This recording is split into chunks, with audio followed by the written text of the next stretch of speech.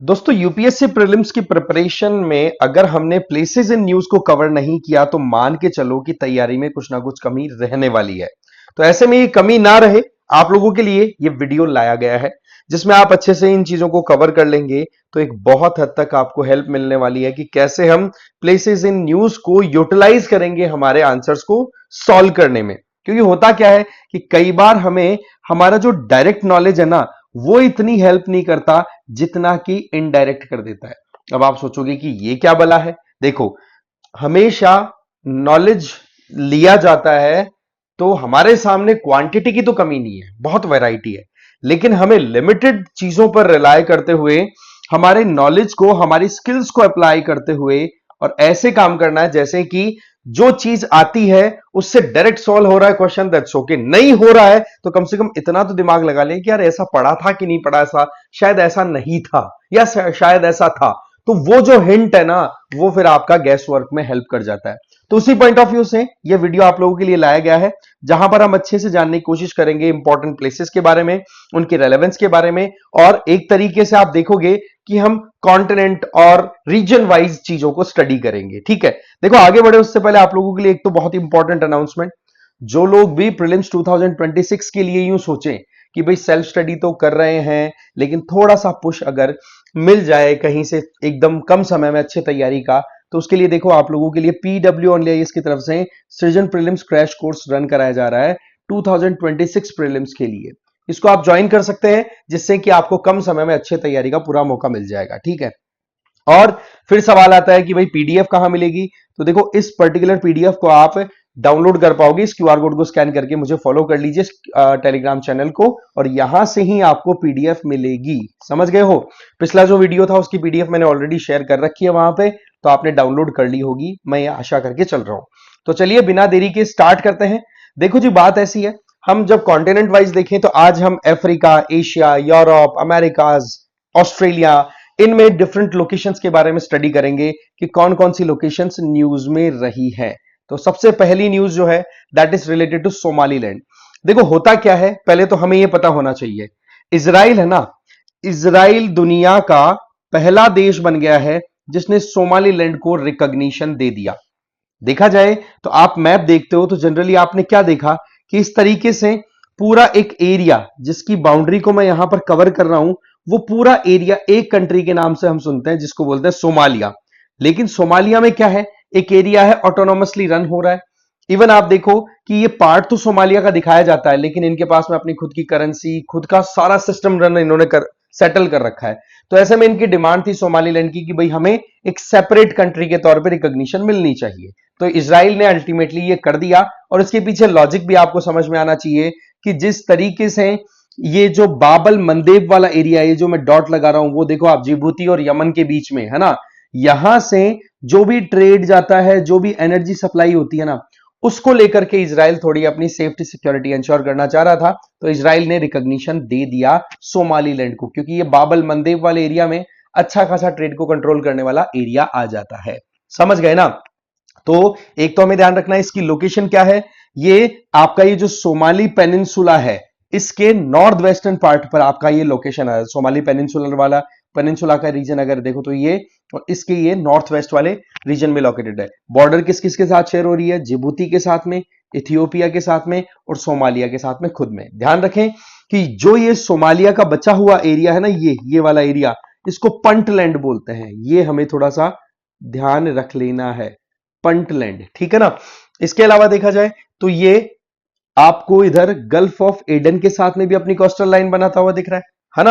और यहां की कैपिटल का भी हमें थोड़ा सा ध्यान रख लेना है, हरगीसा। ये देखो यहां पर ये कैपिटल है हरगीसा, और यहां पर पोर्ट है बरबेरा। ये हमें थोड़ा सा सोमालीलैंड के बारे में ध्यान रखने वाली बातें हैं क्योंकि इन पे सीधा क्वेश्चन आ सकता है। राइट, फिर चलते हैं नेक्स्ट लोकेशन जो कि अगेन अफ्रीका से ही है। ये आपकी आ जाती है साउथ कोर्दोफान। ये देखो ये जो रीजन है ना, ये बहुत ज्यादा डिस्प्यूटेड रहा है सूडान और साउथ सूडान के बीच में। ठीक है, क्योंकि यहां पर क्या है कि ये बहुत ही गरीब कंट्री है ना। सूडान का डिस्प्यूट सॉल्व करने के लिए सूडान से साउथ सूडान को निकाला गया, लेकिन ये जो एरिया है इसको लेकर के अभी भी प्रॉब्लम्स चलती रहती हैं सूडान और साउथ सूडान के बीच में। तो ऐसे में इसके बारे में हमें जानना जरूरी है। सबसे पहली चीज तो क्या है कि यूनाइटेड नेशन की यहां पर जो पीस कीपिंग फोर्सेज है ना, उन पे अटैक हुआ, तो उसको लेकर के यूएन थोड़ा सीरियस था, तो थोड़ा सा उस वजह से ही न्यूज में आ गया। लोकेशन की बात करें तो ये south of Sudan, north of south Sudan, ये ध्यान रख लेंगे आप। बॉर्डर किससे बना रहा है? साउथ सुडान के साथ में, और लोकेशन कहां आ रही है? सुडान के साउथ वाले रीजन में। राइट, डाउट नहीं है। इसके अलावा देखा जाए तो ये डोमेस्टिक बॉर्डर्स के हिसाब से देखें तो एक बहुत ही इंपॉर्टेंट रिवर इधर से फ्लो करती है। अगर हम इधर से देखें तो यहां से निकलती है व्हाइट नाइल, ठीक है, नील नदी की एक बहुत बड़ी ट्रिब्यूटरी व्हाइट नील, और वहीं पर इथियोपिया से ब्लू नाइल आती है, वो मर्ज होती है सुडान में आकर के, तब जाकर के आपको दिखाई पड़ेगा कि ये मोर और लेस एक पूरी नाइल रिवर बन गई। लेकिन अगर हम वहां यहां की बात करें तो मेजरली ये जो आपका साउथ कोर्डोफान जो रीजन है, ये व्हाइट नाइल रिवर के किनारे पर लोकेटेड है। ये हमें बिल्कुल ध्यान रख लेना है।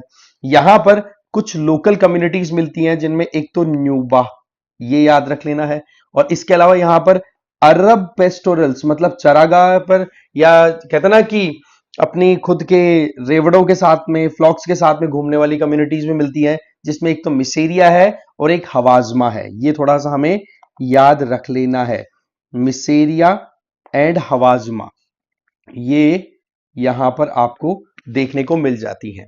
इसके अलावा देखा जाए तो ये कॉन्फ्लिक्ट पॉइंट ऑफ व्यू से बहुत ज्यादा हाईलाइटेड है, तो मान के चलो कि ये हमारी इंपॉर्टेंस, हमारी इकोनॉमी, हमारी एग्जाम के हिसाब से बहुत इंपॉर्टेंट हो गया। फिर आ जाता है आपका नेक्स्ट बेनिन।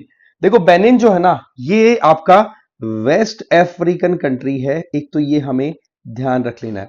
बॉर्डर किस किस के साथ बनाता है?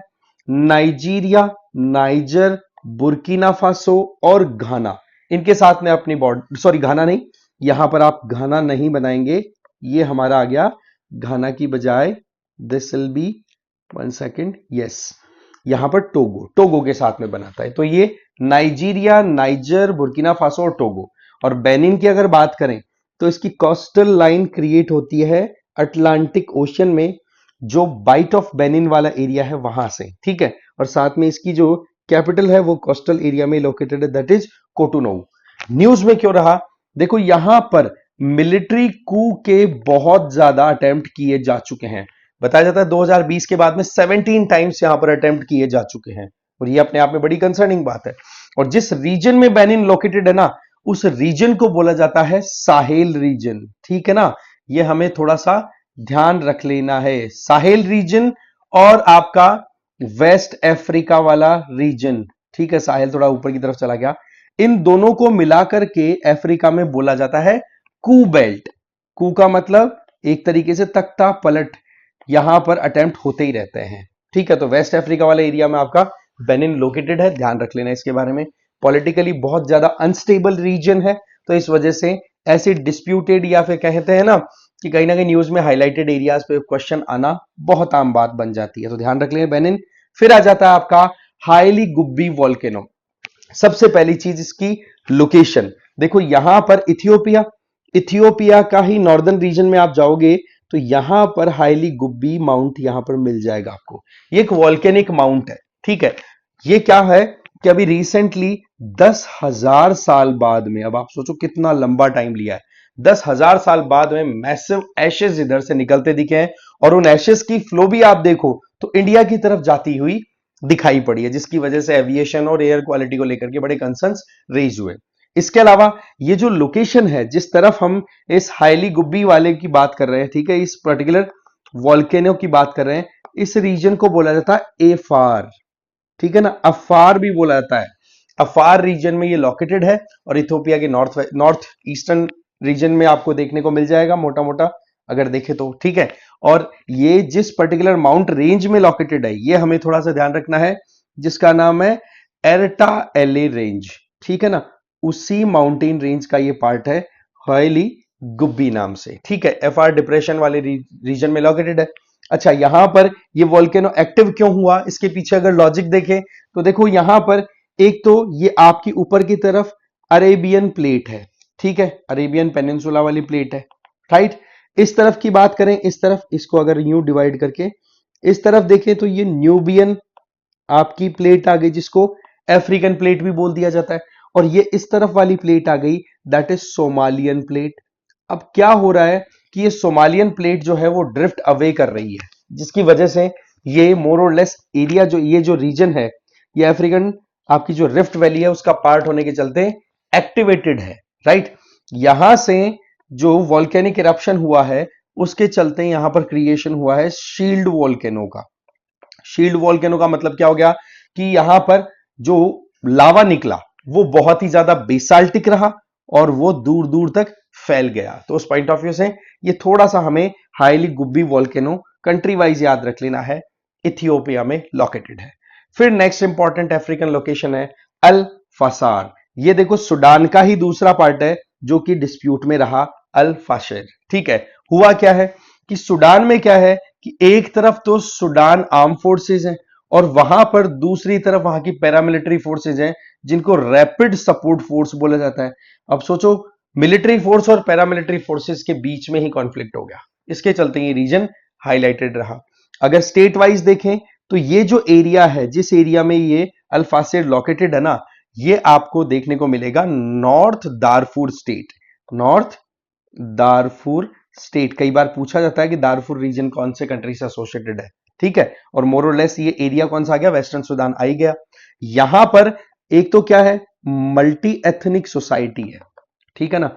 अब मल्टी एथनिक सोसाइटी के चलते डोमिनेंस का कॉन्फ्लिक्ट यहां पर दिखाई पड़ता है, जिनके नाम अगर देखो एथनिसिटी में तो एक तो फर आपको देखने को मिल जाएंगे, एक यहां पर जगवा देखने को मिल जाएंगे, यहां पर आपको मसालिट्स भी देखने को मिल जाएंगे, यहां पर आपको अरब ट्राइब्स भी देखने को मिल जाएगी। तो ये चीजें हमें थोड़ी सी ध्यान रख लेनी है। इसके अलावा नेक्स्ट आ जाता है आपका important area, that is Asia. Asia की हमारे पास में बहुत लंबी लिस्ट है और यहां से क्वेश्चन बनना बहुत ही आम बात है, बन सकते हैं क्वेश्चंस, ठीक है ना। तो उस पॉइंट ऑफ व्यू से हम इसको पूरा डिटेल में देखते हैं। शुरू करते हैं पहली लोकेशन अल उदैद एयरबेस से। ये देखो यहां पर आप पर्शियन गल्फ देख रहे हो, ये अगर हम इस पर्टिकुलर वाटर बॉडी की बात करें, और यहां पर ये है कतर, और कतर में ये लोकेशन आ जाती है आपकी अल उदैद एयरबेस। ये यूनाइटेड स्टेट्स ऑफ अमेरिका का लार्जेस्ट एयरबेस है। सबसे इंपॉर्टेंट बात तो ये है, लार्जेस्ट एयरबेस है आपका कहां पर, वेस्ट एशिया में, अगर यूएसए की बात की जाए, या फिर कहें लार्जेस्ट मिलिट्री बेस, अगर इसको इफेक्टिवली हम वर्ड दें तो वो मिलिट्री के हिसाब से, ठीक है ना, जहां से नेवी एयरफोर्स और ये मोरलेस ऑपरेट करती रहती है, ठीक है ना। मिडिल ईस्ट में यूएसए का सबसे बड़ा ये एरिया है। अच्छा, इसकी डिस्टेंस देखें तो यहां पर आप नोटिस करेंगे कि नॉर्दर्न साइड में ईरान लोकेटेड है, ईरान से ज्यादा दूरी नहीं है, this is around only 190 kilometres away, ठीक है जी। अब आप सोचो कि ईरान ही तो मेन टारगेट है यूएसए का इस टाइम पे वेस्ट एशिया में, तो वहां पर केवल 190 किलोमीटर की दूरी पर यूएसए का बैठे रहना ये ईरान को कैसे सुहाएगा। तो होता क्या है कि ईरान की तरफ से जब इजराइल और ईरान कॉन्फ्लिक्ट हुए तो उसके चलते ईरान ने अटैक किया इस पर्टिकुलर एयरबेस पे, जिसको हम बोलते हैं अल उदैद एयरबेस। ध्यान रखना, इसको स्टैब्लिश तो देखो यूएसए ने 1996 में कर दिया था, और वैसे देखा जाए तो जो कतर की कैपिटल है ना दोहा, उसी के बिल्कुल नियर बाई आपको देखने को मिल जाएगी इसकी लोकेशन। और वैसे देखा जाए तो इसको लीड कौन करता है, यूएसए की सेंट्रल कमांड के द्वारा। इसी वेस्ट एशिया में एक और फिर इंपॉर्टेंट वाटर बॉडी है, या एक और इंपॉर्टेंट लोकेशन है, दैट इज स्ट्रेट ऑफ हॉर्मज, उसको भी देख लेते हैं।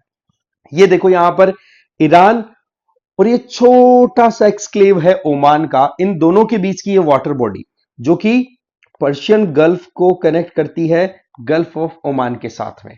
ये बहुत ही ज्यादा स्ट्रेटेजिक लोकेशन है, इधर से बहुत ज्यादा एनर्जी सिक्योरिटी इंश्योर होती है अगर दुनिया की बात की जाए तो। ग्लोबल ऑयल ट्रांसपोर्ट का एक बहुत इंपॉर्टेंट लोकेशन ये कंसिडर होता है।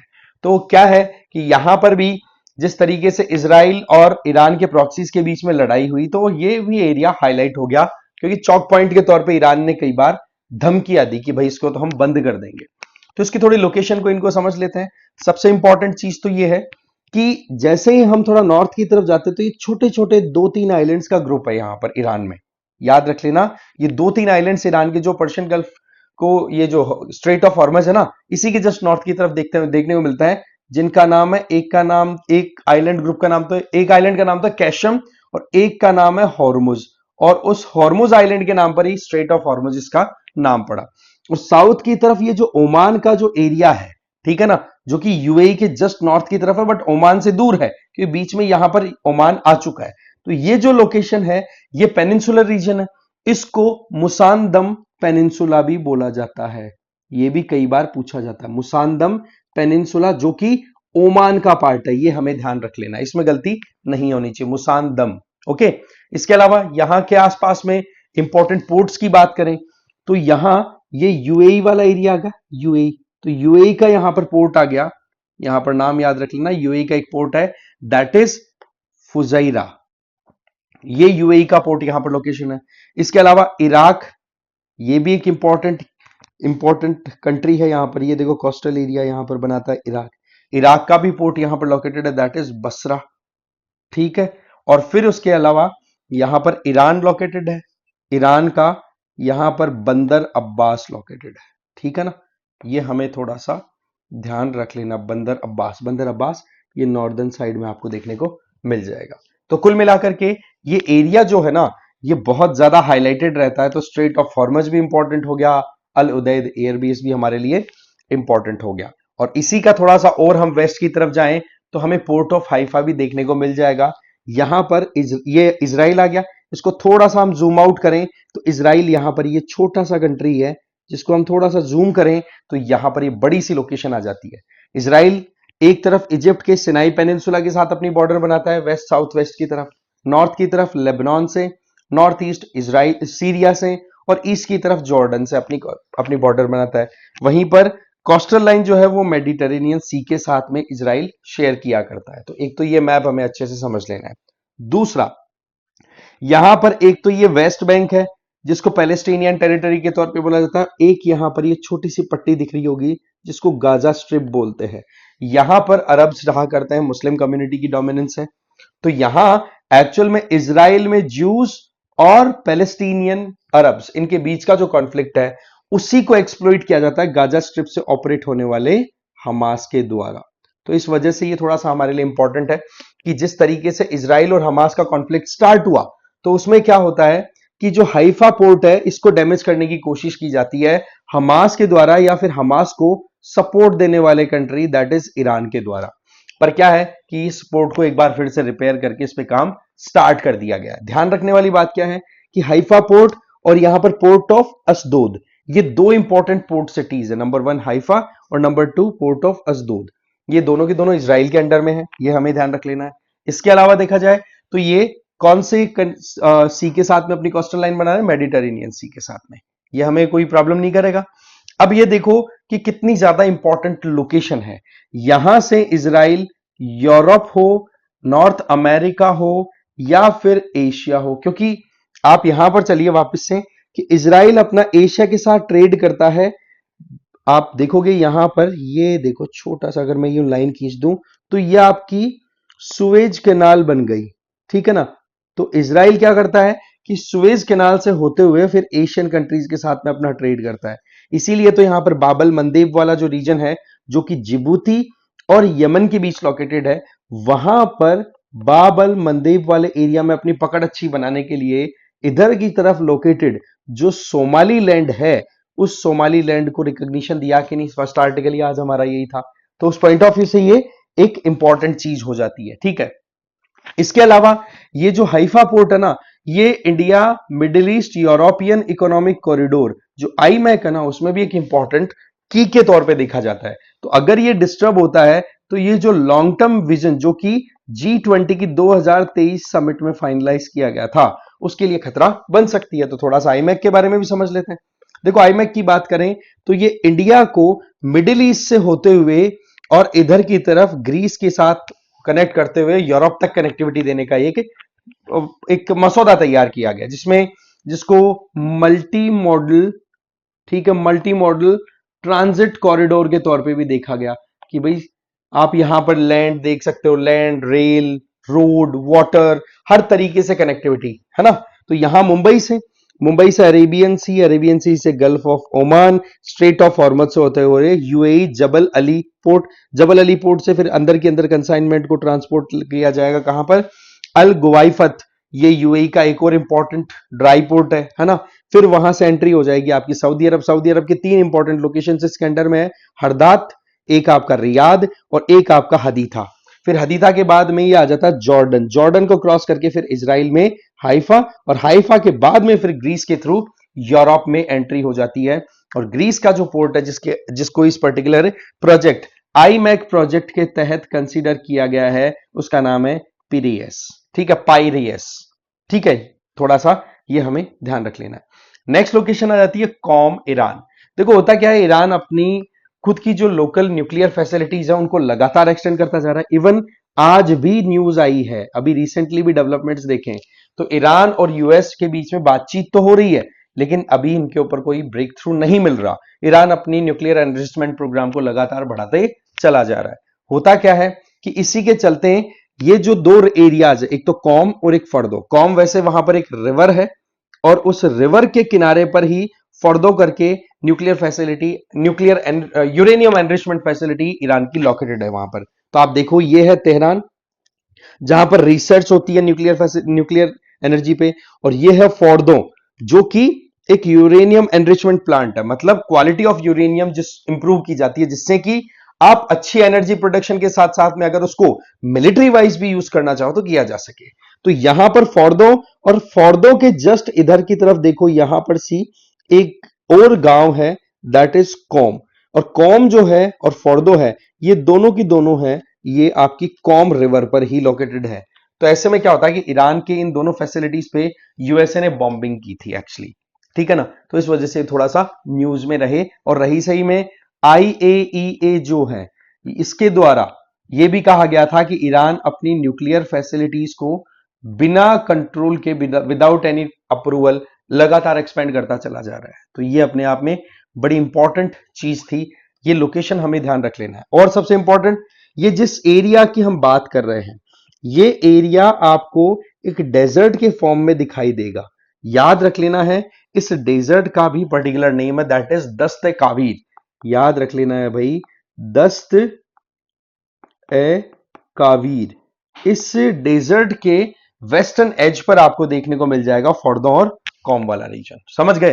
तो ये थोड़ी सी हमें लोकेशंस का ध्यान रखना है। फिर आ जाता है आपका फुकुशिमा जापान। देखो क्या है जी कि 2011 में बहुत गजब की सुनामी आई थी। ठीक है, उसके बाद में अगर देखें तो फुकुशिमा बहुत न्यूज में रहा था, क्योंकि सुनामी के चलते यहां पर जो न्यूक्लियर पावर प्लांट था वो डैमेज हो गया, जिसके चलते रेडिएशंस बहुत हुए। इवन आप देखोगे कि उस टाइम पर international nuclear radiological event INES की तरफ से यह बता दिया गया था कि यहां पर जो रेडिएशन हो रहे हैं वो स्केल 7 के हो रहे हैं। बहुत ज्यादा रेडिएशन यहां पर देखने को मिले थे। लेकिन अभी क्यों न्यूज में है? होता क्या है कि जापान और चाइना इनकी ट्रेड थोड़ी बहुत बीच में हॉल्ट पे चली गई थी, तो उसको रिज्यूम किया गया है। और जापान सी फूड के लिए वैसे ही फेमस है, तो यहां फुकुशिमा से क्या है कि थोड़ा सा एक्सपोर्ट स्टार्ट हो गया। जापान की हम थोड़ी सी चीजों को डिटेल में समझते हैं। देखो एक तो क्या है कि जापान में टोटल 4 मेजर आइलैंड्स आप देख सकते हो। एक का नाम है होकाइडो, ये सबसे नॉर्थ में है। फिर दूसरा है होन्शु जो कि होकाइडो के साउथ में है, और ये सबसे बड़ा है, लार्जेस्ट है। फिर उसके बाद में थोड़ा सा और नीचे की तरफ आओ तो ये छोटा सा ये आइलैंड यहां पर दिख रहा है, दैट इज शिकोकू। और इससे थोड़ा सा बड़ा आइलैंड इधर की तरफ दिख रहा है, दैट इज क्यूशू। तो इस तरीके से हमें थोड़ा सा ये नॉर्थ साउथ सीक्वेंस थोड़ा याद रखने की कोशिश करनी है। होकाइडो, होन्शु, फिर उसके बाद में शिकोकू और फिर क्यूशू, इस तरीके सीक्वेंस है। और ये जो होन्शु है ना, इसी पर तो यहाँ की कैपिटल लोकेटेड है, दैट इज टोक्यो। और इसी टोक्यो से थोड़ा सा नॉर्थ की तरफ जाओगे तो यहां पर फुकुशिमा लोकेटेड है, होन्शु आइलैंड पर ही। और यहां से ही ये एक तरीके से एक्सपोर्ट जो है सी फूड का वो स्टार्ट हुआ। बट हमें ये ध्यान रखना है लोकेशन कितनी इंपॉर्टेंट है। अब आप एक चीज समझना, ये जो पीडीएफ जब मैं आपको दे दूं तो आप इसको अच्छे से रिवाइज करोगे, ये ध्यान रख लेना है, क्योंकि सारी चीजें मैं बता नहीं पाऊंगा। ठीक है, आप लोगों को एरिया बता दिया गया, तो आप ये नहीं कि केवल हाँ फुकुशिमा देख लिया, टोक्यो देख लिया, इतना ही नहीं। आप देखो Sea of Japan, Sea of Japan जिसको ईस्ट सी भी बोलते हैं, नॉर्थ कोरिया के साथ में कोस्टल लाइन बना रहा है, साउथ कोरिया के साथ बना रहा है, इधर रशिया का भी आ रहा है, इनके बीच में है सी ऑफ ओखत्स्क भी ऊपर की तरफ लोकेटेड है। ऐसे आप क्यूरियस होकर के और रिलेटिव स्टडी करो, फिर देखो आपको कहां जोर आता है मैपिंग को सॉल्व करने में। Getting my point? चलो जी, नेक्स्ट आ जाता है हमारा ताशकंद। देखो ताशकंद वैसे तो आपको, अगर आपने एनसीईआरटीज पढ़ी है तो डेफिनेटली याद होगा, 1965 का जो इंडिया पाकिस्तान वॉर हुआ था, उस वॉर को सेटल कराने के लिए यूएसएसआर आगे आया था, और यूएसएसआर का ही पार्ट हुआ करता था उस टाइम तजिकिस्तान, और वहीं पर ताशकंद में फिर मीटिंग ऑर्गेनाइज कराई गई थी, जहां पर हमारे प्रधानमंत्री, उस टाइम के प्रधानमंत्री लाल बहादुर शास्त्री जी गए भी थे, पर वहीं पर उनकी मिस्टीरियस मैनर में डेथ भी हो गई थी। लेकिन अभी क्यों न्यूज में है? देखो ताशकंद के अंदर उज्बेकिस्तान के द्वारा उज चेस करके एक कंपटीशन ऑर्गेनाइज कराया गया चेस से रिलेटेड, और उस कंपटीशन को जीता इंडिया के आर प्रगानंदा, जो कि आप जानते होंगे बहुत ही फेमस हो चुके हैं, उनके द्वारा। तो ऐसे में ये थोड़ा सा ताशकंद इंपॉर्टेंट है। ताशकंद की बात करें तो ये किरकिक रिवर है ना, उसी रिवर के किनारे पर बसे हुए, नंबर वन। नंबर टू, यहां पर इसी रिवर पर एक लेक बनी हुई, दैट इज लेक आइड्राकुल, उसी के ईस्टर्न कोस्ट पर आपको देखने को मिल जाएगा, नंबर टू। नंबर थ्री, यहां पर आपको जो एक बहुत ही important Central Asian mountain range भी दिखेगी, और उस माउंटेन रेंज के वेस्ट पर ही लोकेटेड है आपका ताशकंद, और उस माउंटेन रेंज का नाम है तियानशान। याद रख लेना भाई, तियानशान माउंटेन रेंज के वेस्टर्न रीजन में ये आपको ताशकंद लोकेशन मिल जाएगी। और साथ में ताशकंद एकदम कोस्टल बॉर्डर एरिया पे लोकेटेड है, जो कि कजाकिस्तान के साथ में अपना एरिया शेयर करता, आई मीन बॉर्डर शेयर करता है। अब ध्यान रखें, उज्बेकिस्तान के साथ बॉर्डर शेयर करने वाले कंट्रीज कौन से हैं? सबसे पहले कजाकिस्तान, दूसरा तुर्कमेनिस्तान, तीसरा अफगानिस्तान, चौथा तजिकिस्तान, और पांचवा किर्गिस्तान। ये पांचवा इधर रहा, ठीक है। इस तरीके से लैंडलॉक कंट्री है। अरल सी के साथ में भी अपनी कोस्टल लाइन शेयर करता है, जिसमें नॉर्थ की तरफ तो कजाकिस्तान और साउथ की तरफ इसमें उज्बेकिस्तान आ जाता है। उज्बेकिस्तान की बात हम ऑलरेडी कर ही रहे हैं। यहां पर डेजर्ट भी है, किर्जिलकुम डेजर्ट। इस तरीके से थोड़ा सा आप एडिशनल एफर्ट डाल करके चीजों को मेमोराइज कर सकते हो। नेक्स्ट है किंगडाओ चाइना।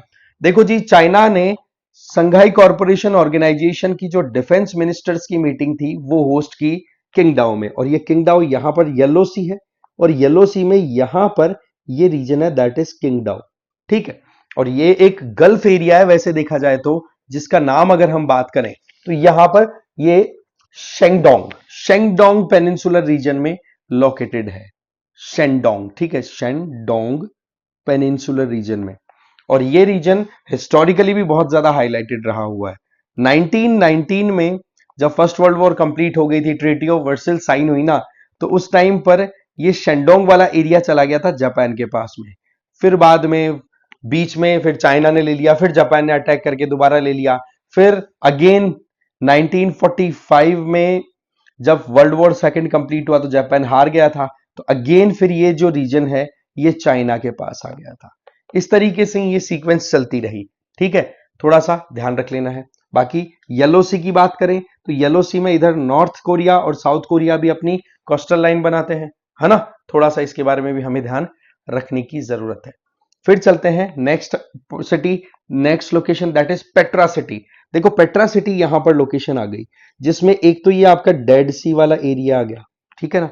एक तो ये आपका ऊपर की तरफ आ गया डेड सी, और नीचे की तरफ देखें तो यह आ गई आपकी गल्फ ऑफ अकाबा।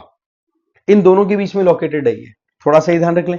इसके अलावा न्यूज में क्यों, देखो पेट्रा सिटी है ना, इसको और यहां की जो हेरिटेज है उसको हमारी जो एलोरा की केव्स है ना उनके साथ में कनेक्ट करते हुए इनको ट्विंस कहा गया, और एक तरीके से ट्विंस वर्ल्ड हेरिटेज के तौर पे रिकॉग्निशन दिया गया है। यूनेस्को ने क्या किया है, इनको एक तरीके से ट्विंस हेरिटेज का टैग दिया है, उस पॉइंट ऑफ व्यू से इंपॉर्टेंट हो जाता है। और अगर बात करें तो मैंने लोकेशन की बात बता ही दी। अच्छा, यहां पर एक इंपॉर्टेंट रिवर का फ्लो देखने को मिलता है, पेट्रा सिटी जो कि जॉर्डन में लोकेटेड है, उसकी बात करें तो हमें यह ध्यान रख लेना, पेट्रा सिटी जो है वो आपकी अराबा वैली पर लोकेटेड है, अराबा वैली, ठीक है। यहां पर ये जो वेस्ट एशिया वाला मैप है ना, इसको आप बहुत अच्छे से देखोगे कि कौन सी वाटर बॉडी के साथ में कौन सा कंट्री अपनी कोस्टल लाइन बनाता है। गल्फ ऑफ अकाबा में छोटा सा ही पोर्ट है, लेकिन इजराइल अपना पोर्ट बनाता जरूर है, राइट। इधर हम इसराइल की बात कर ही चुके हैं। इसराइल का अगर मैं बात बताऊं ना आपको, तो गल्फ ऑफ अकाबा में अपना पोर्ट भी इसराइल ने डेवलप करा, दैट इज पोर्ट इलाट। पोर्ट इलाट जो है वो गल्फ ऑफ अकाबा में ही लोकेटेड है, इसराइल का है वो। थोड़ा सा ये हमें ध्यान रखने की जरूरत है, ठीक है जी। चलो, फिर पेट्रा सिटी का हो गया। फिर नेक्स्ट आ जाता है हमारा सी ऑफ जापान। देखो, सी ऑफ जापान की बात हम ऑलरेडी कर चुके हैं, इसको ईस्ट सी भी बोलते हैं, जिसमें रशिया का भी आ गया, कोरिया दोनों के दोनों और जापान, इनके बीच का ये लोकेशन है। न्यूज में क्यों है? देखो, नॉर्थ कोरिया और यूएसए, इनकी गीदड़ भपकियां एक दूसरे को दी जाती रहती हैं, ठीक है। कभी न्यूक्लियर टेस्ट कर दिया, कभी यूएसए ने अपने B2 बॉम्बर्स इधर से उड़ा दिए, तो इस वजह से ये एरिया हाईलाइटेड रहता ही है, ठीक है। कौन कौन से कंट्रीज अपनी कोस्टल लाइन बनाते हैं ये हमने बात कर ही ली। एक चीज हमेशा ध्यान रखनी है कि जब हम इधर की बात कर रहे हैं तो ये वेस्टर्न पैसिफिक ओशन का एक्सटेंशन के तौर पे भी कंसीडर किया जाता है, तो थोड़ा सा हमें इसके बारे में ध्यान रखना है। फिर आ जाता है साउथ एशिया। इसमें देखो, लाल मोनिरहाट एयरबेस ये न्यूज में रहा। होता क्या है कि चाइना और बांग्लादेश रिलेशंस अभी बिल्कुल बढ़ते हुए दिखाई पड़ रहे हैं, क्योंकि जब से शेख हसीना का आउस्ट हुआ है, उनको निकाला गया है सत्ता से, उसके बाद में वहां पर लगातार अपनी पकड़ बना रहा है चाइना। तो क्या होता है कि ये जो लाल मोनिरहाट वाला एरिया ना, ये यहां पर एयरबेस को ऑपरेशनल बना दिया है। मतलब ये कि ये वो एरिया है जहां से आप देखोगे कि हमारा जो कोच बिहार वाला जो रीजन है ना, वो 12 किलोमीटर है, 12 से 15 किलोमीटर दूरी, कुछ बिहार वाला रीजन। तो इस वजह से ये हमारे लिए कहते हैं ना कि security safety point of view से बड़ी कंसर्निंग बात है, राइट। साथ ही साथ जो चिकन स्नैक जिसको बोलते हैं, सिलीगुड़ी कॉरिडोर, वो भी यहां से बिल्कुल पास है। अच्छा, ओवरऑल देखो तो ये जो एरिया है जहां पर इसको बनाया गया है, इस एरिया को रंगपुर रीजन बोलते हैं, ये ध्यान रख लेना हमें, रंगपुर रीजन, ठीक है, जहां पर ये एयरबेस डेवलप किया गया। वैसे तो ये डेवलपमेंट ऑलरेडी 1931 में ब्रिटिशर्स ने कर दी थी, ठीक है, लेकिन क्या होता है कि अभी एक रिवाइवल दिया गया है, तो वो चीज की है चाइना ने। फिर आ जाता है एक और इंपॉर्टेंट लोकेशन, दैट इज पेकुआ।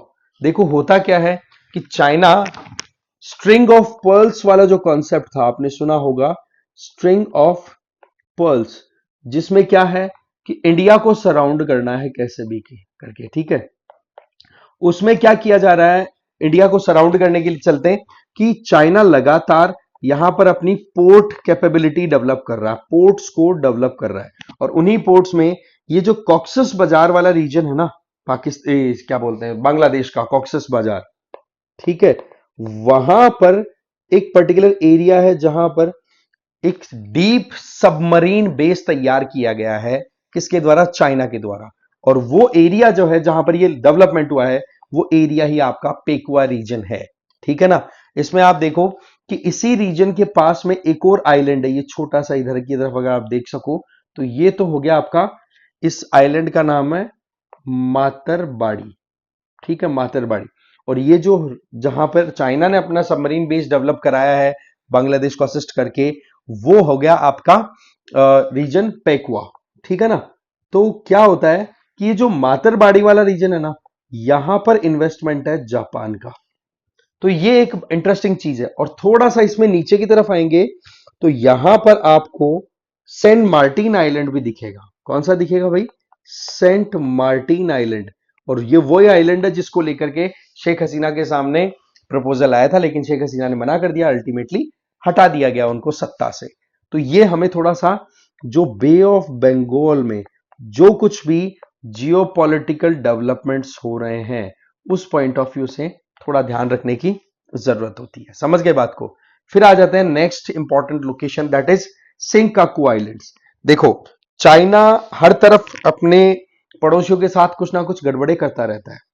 अब देखो, जो ईस्ट चाइना सी है ना, इसमें ही तीन इंपॉर्टेंट कंट्रीज आ गए। एक तो चाइना आपका आ गया, एक आपका जापान है ही नॉर्थ की तरफ, और थोड़ा सा साउथ वेस्ट की तरफ देखो तो ताइवान आ गया। तो यहां पर ये आइलैंड है जिसका नाम है सेंकाकू एज पर जापानीज एडमिनिस्ट्रेशन, दियावू ये एज पर चाइनीज एडमिनिस्ट्रेशन। तो ऐसे में ये डिस्प्यूटेड रीजन है ना, एक बार वहां पर फिर से चाइना ने अपनी एग्रेशन दिखाई, इस वजह से ये न्यूज में आ गया, ठीक है ना। ध्यान रखना है कि ये जो आइलैंड्स है यहां पर, ये किसके साउथ वेस्ट में लोकेटेड है? ये आ गया आपका रोयू, रोयू क्यू, ठीक है ना, नाम याद रख लेना भाई, ये बड़ा इंटरेस्टिंग सा और बड़ी मतलब नाम बड़े अलग होते हैं पर याद रखना जरूरी है। ठीक है, रोयुक्यू आइलैंड्स के साउथ वेस्ट में आ जाता है और वहां पर फिर मोर और लेस ये डिस्प्यूटिंग कंडीशन क्रिएट हो जाती है। और यहां पर मेन जो वजह है ना, क्यों ये क्लेम करता है, ताइवान भी बोलता है कि ये हमारा है। ताइवान इसको दियायुताई बोलता है। ताइवान इसको इन आइलैंड्स को बोलता है दियायुताई। ठीक है, जापान बोलता है सेंकाकू और चाइना बोलता है दियाऊ। ठीक है, तो इनके बीच में मेन जो कॉन्फ्लिक्टिंग वजह है ना, वो है यहां पर हाइड्रोकार्बन रिसोर्सेज है। और आपको पता है एनर्जी को लेकर के ही आज के समय में कितने बड़े बड़े कॉन्फ्लिक्ट्स लगातार चल रहे हैं।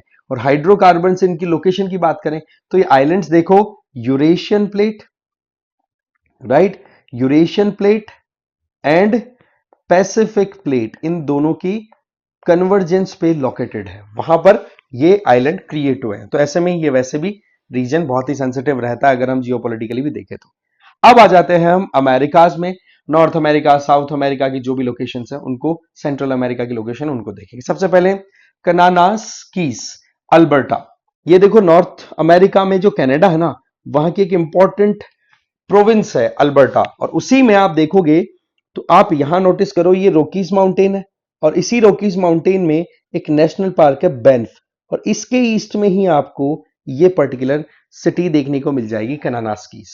ये क्यों न्यूज में हुई, देखो G7 की जो समिट हुई थी ना, उसको होस्ट किया गया 2025 में, इस वजह से थोड़ा सा न्यूज में रहा। ये नेशनल पार्क हमें जरूर याद रख लेना है, that is Banff national park, जिसके जस्ट नजदीकी पे लोकेटेड है। और इसका भी लोकेशन कहां पर है, ईस्टर्न पार्ट ऑफ या eastern slope of Rocky mountains. ठीक है, ये हमें ध्यान रख लेना है, इसके बारे में कोई भी गड़बड़ नहीं करनी है।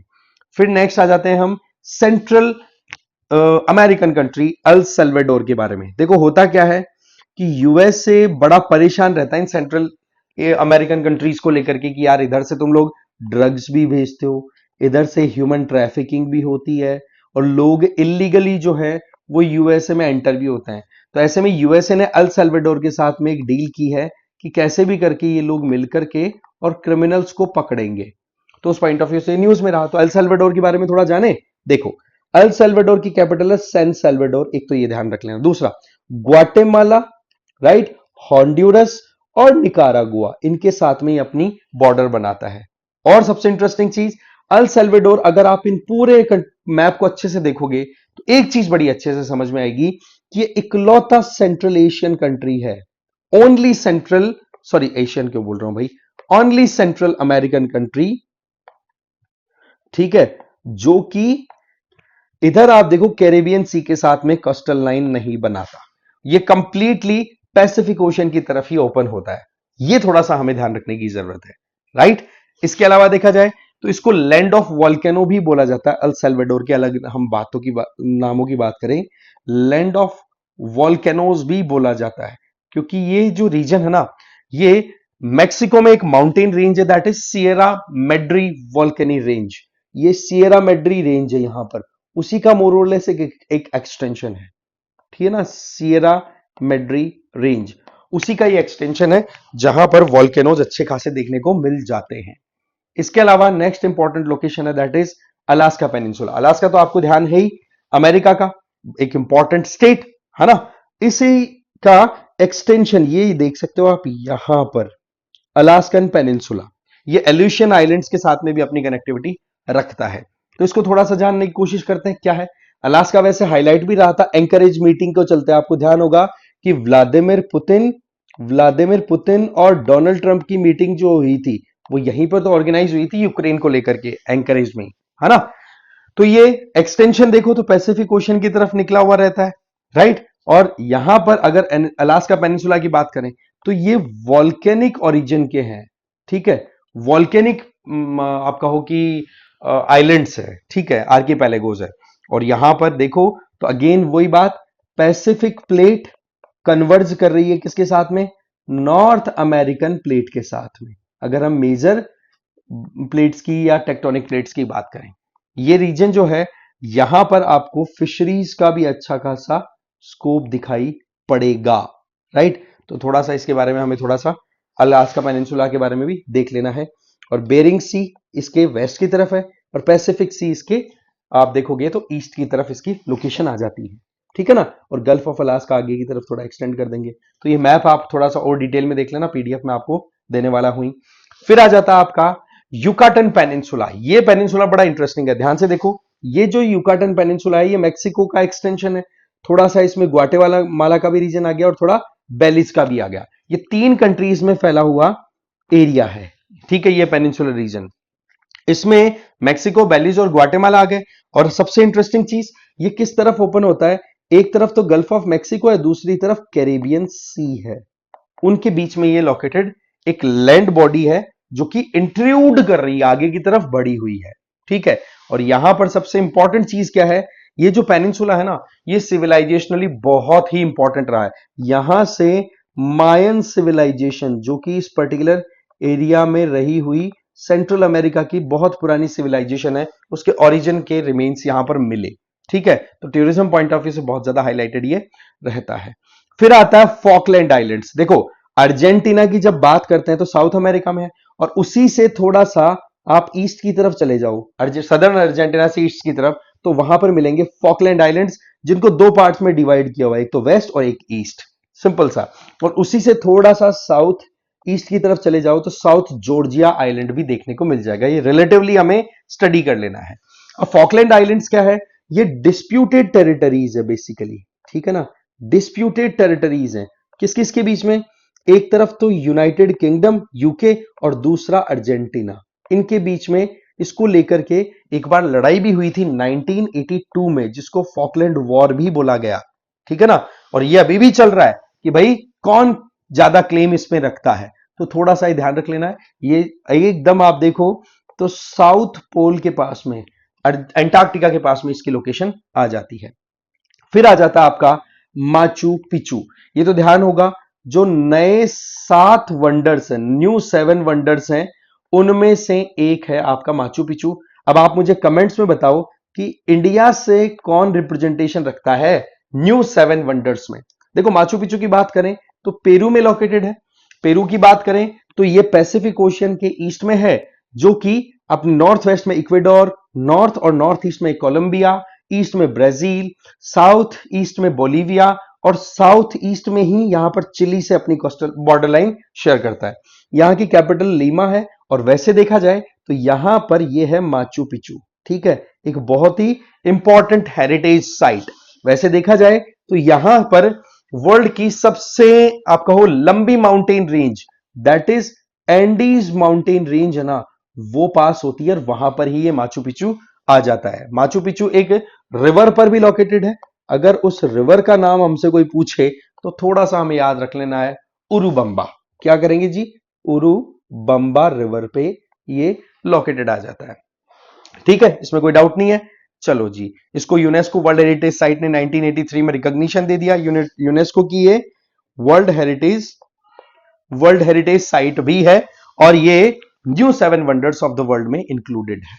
फिर आ जाता है नेक्स्ट हमारा ट्रिनिडाड एंड टोबैगो। भाई सीधी बात है, ये जब हम क्रिकेट की बात करते हैं ना, तो आपने सुना होगा वेस्ट इंडीज की टीम आती है, लेकिन हमें ध्यान रखना होगा कि वेस्ट इंडीज नाम से ऐसे कोई कंट्री एग्जिस्ट नहीं करता। ये बेसिकली यहां पर ये कंट्रीज का लंबा चेन है, छोटे छोटे आइलैंड्स का। Trinidad, Tobago, Grenada, Barbados, Saint Lucia, Dominica, ये आपने सुने होंगे। इन्हीं को मिला करके वेस्ट इंडीज की टीम बनती है, बाकी ये कंट्रीज सेपरेटली ऑपरेट करते हैं। तो टोबैगो और ट्रिनिडाड की बात करने तो वेनेजुएला के नॉर्थ की तरफ ये लोकेटेड है, नॉर्थ नॉर्थ ईस्ट की तरफ 2 आइलैंड्स हैं, इनको एक साथ ही रन कराया जाता है। न्यूज में क्यों रहा? देखो, प्राइम मिनिस्टर मोदी है ना, वो इसकी यहां की विजिट पे गए थे। और एक इंटरेस्टिंग चीज बताता हूं, आपने अभी बहुत ज्यादा हाईलाइटेड रहा है एप्स्टीन आइलैंड भी, ठीक है ना। एप्स्टीन आइलैंड जो है ना, वो भी आपका इसी एरिया में लोकेटेड है। ये आप देख रहे हो वर्जिन आइलैंड्स यहां पे, इसके यहां पर आ जाता है आपका ये एप्स्टीन आइलैंड, जिसका नाम एप्स्टीन आइलैंड नहीं है। एप्स्टीन तो एक बिजनेसमैन था जिसने यहां पर वो सारे कांड करवाए, लेकिन ये जो आइलैंड है उसका नाम हमसे कोई पूछे तो हम बोलेंगे लिटिल लिटिल सेंट जेम्स, ठीक है। ये आइलैंड है जिसका नाम है एप्स्टीन आइलैंड, ये ध्यान रख लेना, इसमें हमें कोई गड़बड़ नहीं करनी है। बाकी ये मैप बहुत इंपॉर्टेंट है क्योंकि छोटे छोटे आइलैंड कंट्रीज हैं, Puerto Rico, Republic Dominican Republic, Haiti, और यहां पर ये आ गया आपका क्यूबा। क्यूबा को लेकर के तो जब हम 1962 क्यूबन मिसाइल क्राइसिस के बारे में पढ़ते हैं तो आता ही है ना, तो थोड़ा सा हमें इसके बारे में ध्यान रख लेना है। अब हम जंप कर लेते हैं सीधा यूरोप की तरफ।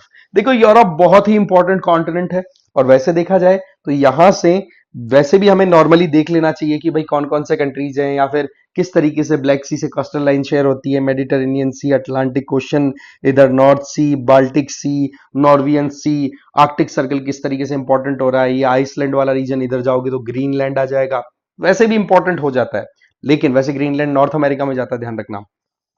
ठीक है, तो थोड़ा सा हमें ध्यान रखिए, ये आइबेरियन पेनिनसुला इसको बोला जाता है, जिसमें स्पेन और पोर्चुगल आ जाता है ना।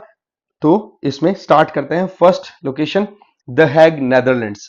देखो होता क्या है कि नेटो की शुरुआत तो 1949 में हो गई थी, लेकिन इसकी फर्स्ट, कहते ना कि नेदरलैंड्स इसका मेंबर है, लेकिन इसकी मीटिंग आज तक होस्ट नहीं की। पहली बार फर्स्ट मीटिंग जो है नेटो की, वो होस्ट की है द हैग ने। हैग जो है वो नेदरलैंड्स में इंपॉर्टेंट स्टेट है, दैट इज हॉलैंड। आपने सुना होगा, हॉलैंड नाम लिखा हुआ आता है कि हॉलैंड वाले जो हैं वो हमारे यहां पर रूल करके गए थे, डच जिनको बोला गया। लेकिन ध्यान रखना, नेदरलैंड्स मेन कंट्री है, हॉलैंड जो है वो स्टेट का नाम है ना। और हॉलैंड के अंदर ही लोकेटेड है आपका द हैग। ठीक है, और कैपिटल की बात करें नेदरलैंड्स की तो वो है एम्स्टरडेम। नेदरलैंड्स जर्मनी के साथ में और बेल्जियम के साथ में अपनी बॉर्डर बना रहा है, और नॉर्थ सी के साथ में अपनी कोस्टल लाइन बनाता है। ये थोड़ा सा हमें इसके बारे में ध्यान रखने की जरूरत है। फिर आ जाता है माउंट एटना। देखो ये इटली का सिसिली आइलैंड है ना, मेडिटेरेनियन सी में लोकेटेड है, वहां पर ये माउंट एटना लोकेटेड है। और ये वॉल्केनो है ना, बहुत ही ज्यादा कहते हैं ना कि एक्टिव रहता है, मोर और लेस अगर देखें तो इसमें से इरप्शंस होते ही रहते हैं। तो इस वॉल्केनो की अगर बात की जाए ना, तो इस वॉल्केनो में की खासियत यह है कि ये टॉलेस्ट, एक तरीके से वॉल्केनो है, टॉलेस्ट है एंड मोस्ट एक्टिव है, अगर आपको वर्ल्ड ओवर भी पूछा जाए तो इस वजह से वहां पर थोड़ा सिस्मिक एक्टिविटी चलती रहती है, तो ये न्यूज में था। वजह क्या है कि क्यों इतना ज्यादा ये एक्टिव है? देखो, एक तरफ तो है इसमें यूरेशियन प्लेट, ठीक है, नॉर्थ की तरफ, और दूसरी तरफ इसमें आ जाती है अफ्रीकन प्लेट, और इन दोनों की कन्वर्जेंस के चलते यहां पर वॉल्केनिक इरप्शंस होते रहते हैं। ये जो वॉल्केनो है इसकी अगर बात करें तो ये आपको कंपोजिट टाइप वॉल्केनो दिखेगा। कैसा वॉल्केनो है जी? Composite type. इसका मतलब इसमें लेयर्स आपको देखने को मिलेगी, एक लेयर ऐश की, फिर पायरोक्लास्टिक मटेरियल, लावा, इस तरीके से लेयर बाय लेयर आपको कंपोजिशन दिखाई पड़ेगी। फिर हम बात करते हैं next important location, that is Salamis Bay. Salamis Bay की बात करें तो ये एरिया है सलामिस बे का, जो कि एजियन सी से कनेक्टेड है, और वैसे देखा जाए तो ये ग्रीस में आ गया, ये भी ध्यान रखना है। और एक्सटेंशन की बात करें तो ये किसका एक्सटेंशन आ गया? आपका मेडिटेरेनियन सी का। एजियन सी की बात करें तो ग्रीस और टर्की के बीच में लोकेटेड है, और इधर की बात करें तो सी ऑफ मार्मरा आ गया, और थोड़ा आगे जाएंगे तो ब्लैक सी भी हमारा आ जाता है। तो इसको रिलेटिवली आपको इस तरीके से स्टडी करना होता है। पॉइंट है इसकी क्यों न्यूज में रहा। देखो, इंडियन नेवी का स्टील्थ फ्रीगेट जिसका नाम है INS त्रिघाट, ठीक है, त्रिखंड, ठीक है, वो जो है वो यहां पर पहुंचा, और ये अपने आप में जिस तरीके से टर्की पाकिस्तान की पैरवी करता ना, उसको जवाब देने का एक बहुत बड़ा कदम था, जहां पर ग्रीस के कोस्टल एरिया में इंडियन नेवल शिप्स जो है, फ्लीट है, वो मूव करती दिखाई पड़ी। समझ गए? तो ये ध्यान रख लेना। इसके अलावा एथेंस के पास में भी पड़ता है, नियर एथेंस, ये हमें थोड़ा सा ध्यान रखना है। एथेंस आपको ध्यान ही है, ओल्ड सिविलाइजेशन जो थी ग्रीक सिविलाइजेशन, उसका एक बहुत इंपॉर्टेंट सेंटर रहा है।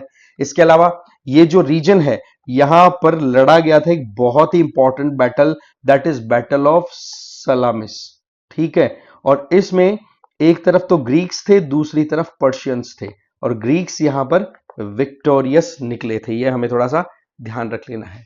फिर आ जाता है आपका नॉर्थ यॉर्क मूर।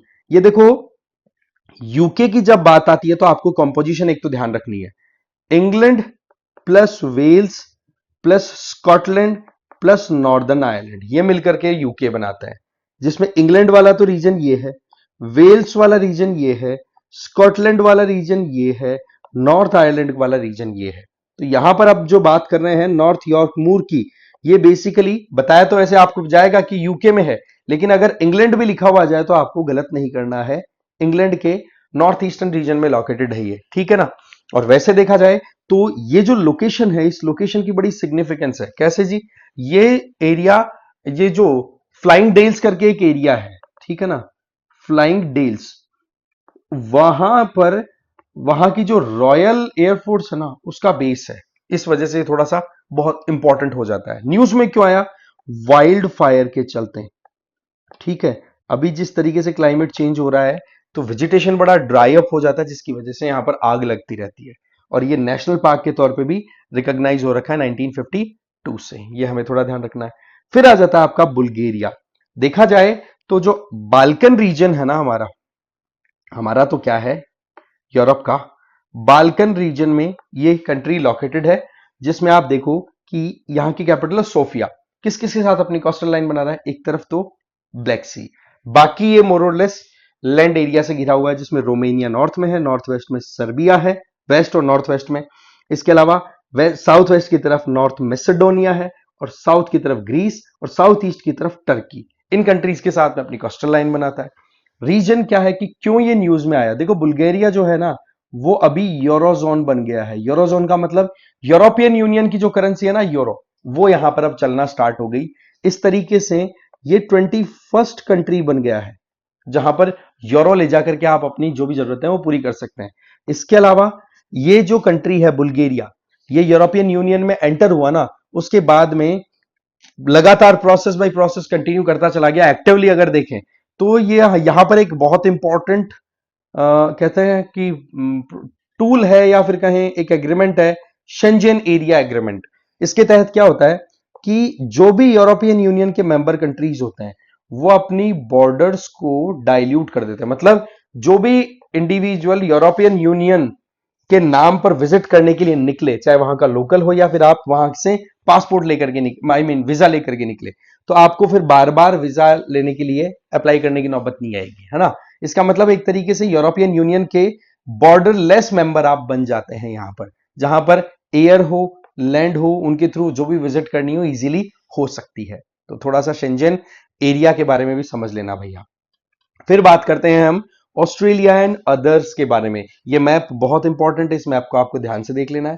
ऑस्ट्रेलिया, ओशियानिया, ये कौन कौन से कंट्रीज आ जाते हैं, किस तरीके से इसमें मेजर लोकेशंस है।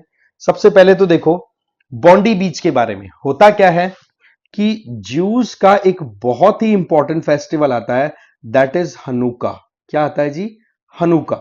उस हनुका फेस्ट के टाइम पर ये जो सिडनी है ना, बहुत इंपॉर्टेंट सिटी है ऑस्ट्रेलिया की, उसके कोस्टल एरिया में क्या कहते हैं, मतलब टेरर अटैक होता है, ठीक है ना।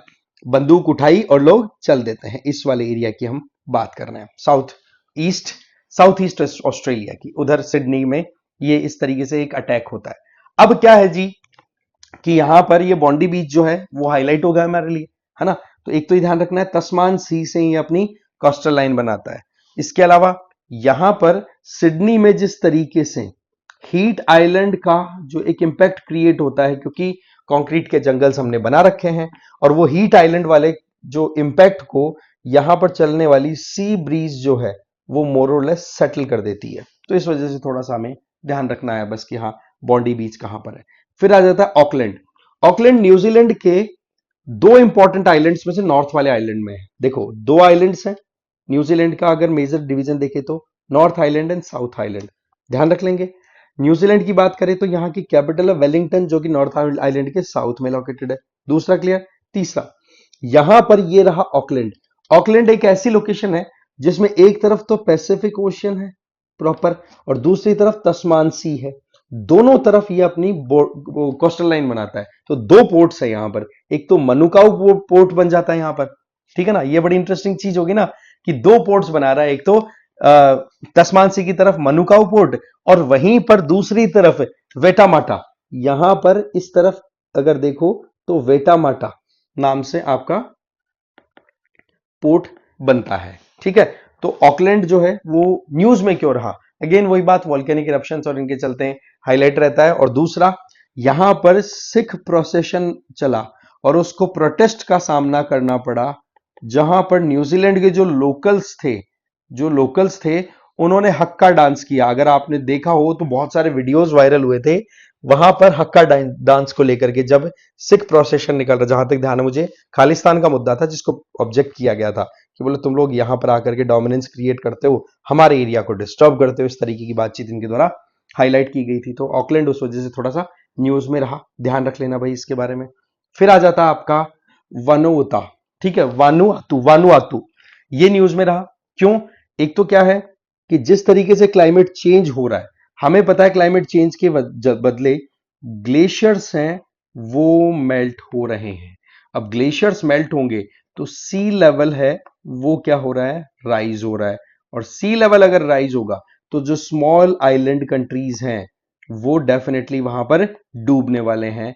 तो ऐसे में क्या हुआ कि वानुआतू जो है उसके साथ में 130 कंट्रीज ने मिलकर के अपनी बात को रखना स्टार्ट कर दिया कि क्लाइमेट चेंज का कारण कौन है, developed countries. Climate change industrialisation की वजह से हो रहा है तो हम क्यों भुगते हैं। ये देखो वानुआतू की लोकेशन देखें तो ऑस्ट्रेलिया से नॉर्थ ईस्ट की तरफ इसकी लोकेशन आ जाती है, फिजी के वेस्ट की तरफ इसकी लोकेशन आ जाती है, ध्यान रख लेना। और ये ओशियानिया जो नाम से हम एक एरिया को रिकॉग्नाइज करते हैं उसका पार्ट हो गया। और वैसे देखा जाए तो ये पैसिफिक ओशियन में लोकेटेड आइलैंड है, समझ गए। 7.5 पता नहीं कितने 750 के लगभग समथिंग आइलैंड्स का ये पूरा एक ग्रुप है बड़ा, सॉरी 80 वॉल्केनिक आइलैंड्स का ये ग्रुप है। तो थोड़ा सा ध्यान रख लेना। यहाँ की कैपिटल यहां पर आप देख सकते हैं पोर्ट विला, ये थोड़ा सा वानुआतू के बारे में ध्यान रख लेना। फिर आ जाओ ककाडू वेटलैंड्स। देखो ये अभी देखा जाए तो ऑस्ट्रेलिया का ज्यादातर जो एरिया है, ज्यादातर जो पॉपुलेशन है वो आपको साउथ ईस्ट एशियन रीजन में या तस्मानिया वाले रीजन में देखने को मिल जाएगी।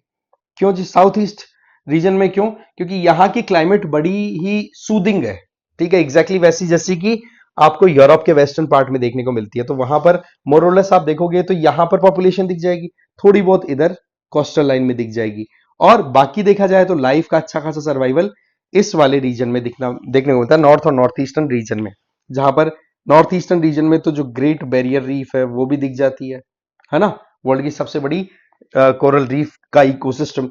इसके अलावा ये जो ककाडू वेटलैंड है, ये ककाडू वेटलैंड यहां पर ये डार्विन एक पोर्ट है और उससे थोड़ा सा इसकी तरफ आओगे तो ककाडू नेशनल पार्क है और उसी के अंदर में ये ककाडू वेटलैंड भी लोकेटेड है।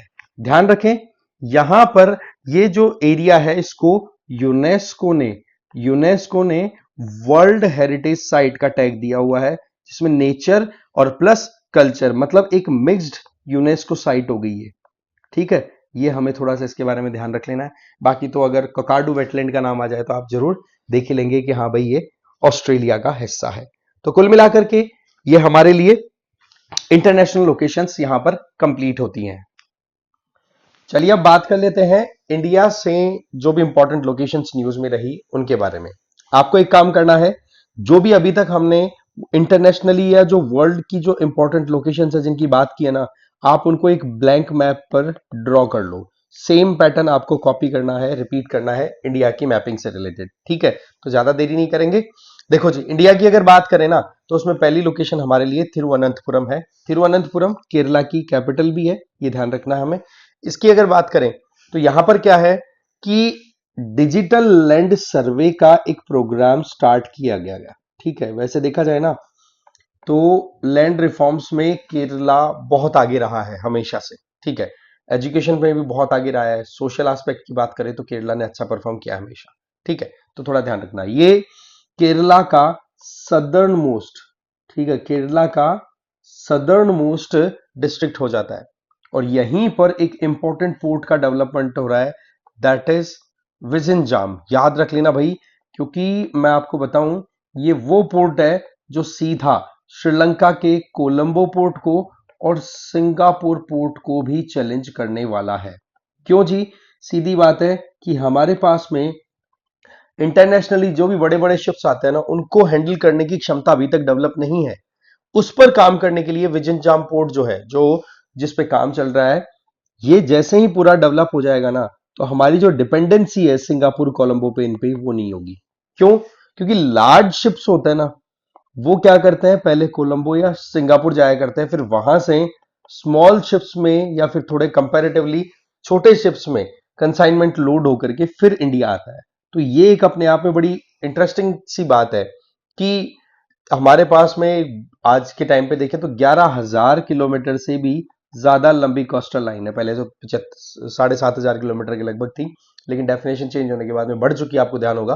ठीक है, तो यहां पर इतनी कोस्टल लाइन होने के बावजूद और हमारा ट्रेड जो होता है इंटरनेशनल, उसमें हम बात करें तो 95 या 90% से ज्यादा जो हम ट्रेड करते हैं वो मोर और लेस थ्रू ओशन करते हैं। तो हमारे पास में कैपेबिलिटी नहीं है, ये सवाल था ना, इस वजह से ये जरूरी हो जाता है।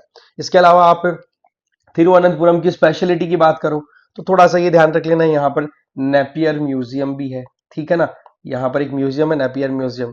इसके अलावा ये जो एरिया है इसको पोन्नुमुडी हिल्स भी बोला जाता है। इस पर्टिकुलर एरिया में जो हिल्स लोकेटेड है, या फिर हम कहें कि वेस्टर्न घाट के किस एक्सटेंशन में तिरुवनंतपुरम लोकेटेड है, तो वो आपका पोन्नुमुडी हिल्स आ जाएगा। नेक्स्ट आ जाता है आपका बिट्रा आइलैंड। देखो ये रहा बिट्रा आइलैंड। रिलेटिवली आप देख लेना, ये आपकी केरला की मालाबार कोस्ट आ गई, उससे वेस्ट की तरफ जाते हो तो बिट्रा आइलैंड आ जाता है, जो कि लक्षद्वीप आइलैंड्स का पार्ट है। हमें ये ध्यान रख लेना, पहला काम। तो दूसरा अगर देखें तो ये न्यूज में क्यों है, यहां पर क्या है, इंडियन नेवी ने अपना खुद का एक स्टैब्लिशमेंट क्रिएट किया है जिसको डिटैचमेंट बोला जाएगा। मतलब ये कि परमानेंटली या टेम्परेरी बेसिस पर जो एग्जिस्टिंग नेवल बेसिस है उनसे थोड़ा दूर जाकर के अपना बेस तैयार करना, ये डिटैचमेंट होता है नेवी की, अगर टर्मिनोलॉजी पॉइंट ऑफ व्यू से देखें तो ऐसे में यहां पर आप इंपॉर्टेंट आइलैंड्स को देख लेना। एक तो कवरत्ती जो कि यहाँ की कैपिटल है, एक ये मिनिकॉय। ठीक है, कवरत्ती और मिनिकॉय में ऑलरेडी आप देखोगे कि हमारी जो नेवी है ना, उसकी अच्छी खासी पोजीशनिंग पहले से है। कवरत्ती में एक नाम है द्वीप रक्षक नाम से, कवरत्ती में जो आपका ऑलरेडी आईएनएस द्वीप रक्षक है वो बना हुआ है। ठीक है, जो एक तरीके से हमारी कोस्टल लाइन को प्रोटेक्ट करता है। अगर हम अरेबियन सी की बात करें तो ये द्वीप रक्षक, ये आपको याद रख लेना है। और दूसरा मिनिकॉय की बात करें तो आईएनएस जटायु आपको यहां पर देखने को मिल जाएगा। ठीक है, तो ये दोनों तो हो ही गए। अब इनके अलावा अब ये तीसरा बिट्रा में भी एक डिटैचमेंट तैयार किया जा रहा है। मेजर काम क्या है, अरेबियन सी में हमारी खुद की प्रोटेक्शन करना। अब बिट्रा आइलैंड की बात कर लेते हैं थोड़ी सी। ये देखो आइलैंड वैसे देखा जाए ना तो बहुत छोटा है, बताया जाता है इसको स्मॉलेस्ट इन हैबिटेट। मतलब ये आप देखो कि ये एक ऐसा आइलैंड है जो कि एरिया में छोटा है और जहां पर रह रहे हैं लोग। इससे भी छोटे आइलैंड्स बहुत हैं वहां पे। ठीक है, लक्षद्वीप में जो कि कोरल रीफ से बने हुए हैं मेजरली। ठीक है, कोरल रीफ से बने हुए हैं। लेकिन ये जो बिट्रा आइलैंड है ना, इनमें रहने वाले जो कम्युनिटीज हैं उनके हिसाब से देखें तो सबसे छोटा आइलैंड है ये। ठीक है, बसावट के हिसाब से सबसे छोटा आइलैंड, बाकी खाली भी आइलैंड पड़े हैं कुछ लोग कुछ। और सबसे इंटरेस्टिंग चीज, इनहैबिटेंट पॉइंट ऑफ व्यू से तो सबसे छोटा है, लेकिन अगर आपसे पूछा जाए कि लक्षद्वीप में लोकेटेड जो लगून्स है, लगून मतलब ये जो आपको पता है पूरा ओशियनिक वाटर दिख रहा है, तो यहां पर चारों तरफ से कोरल रीफ और इनकी वजह से घिर करके और पानी का एक सेपरेट स्पेस क्रिएट हो जाए तो उसको लगून बोलते हैं। वो यहां पर बिट्रा आइलैंड में जो लोकेटेड है ना, वो लार्जेस्ट लगून है अगर लक्षद्वीप आइलैंड्स की बात की जाए तो ये थोड़ा सा हमें ध्यान रखने की जरूरत है। नेक्स्ट इंपॉर्टेंट लोकेशन है दैट इज मदुरई।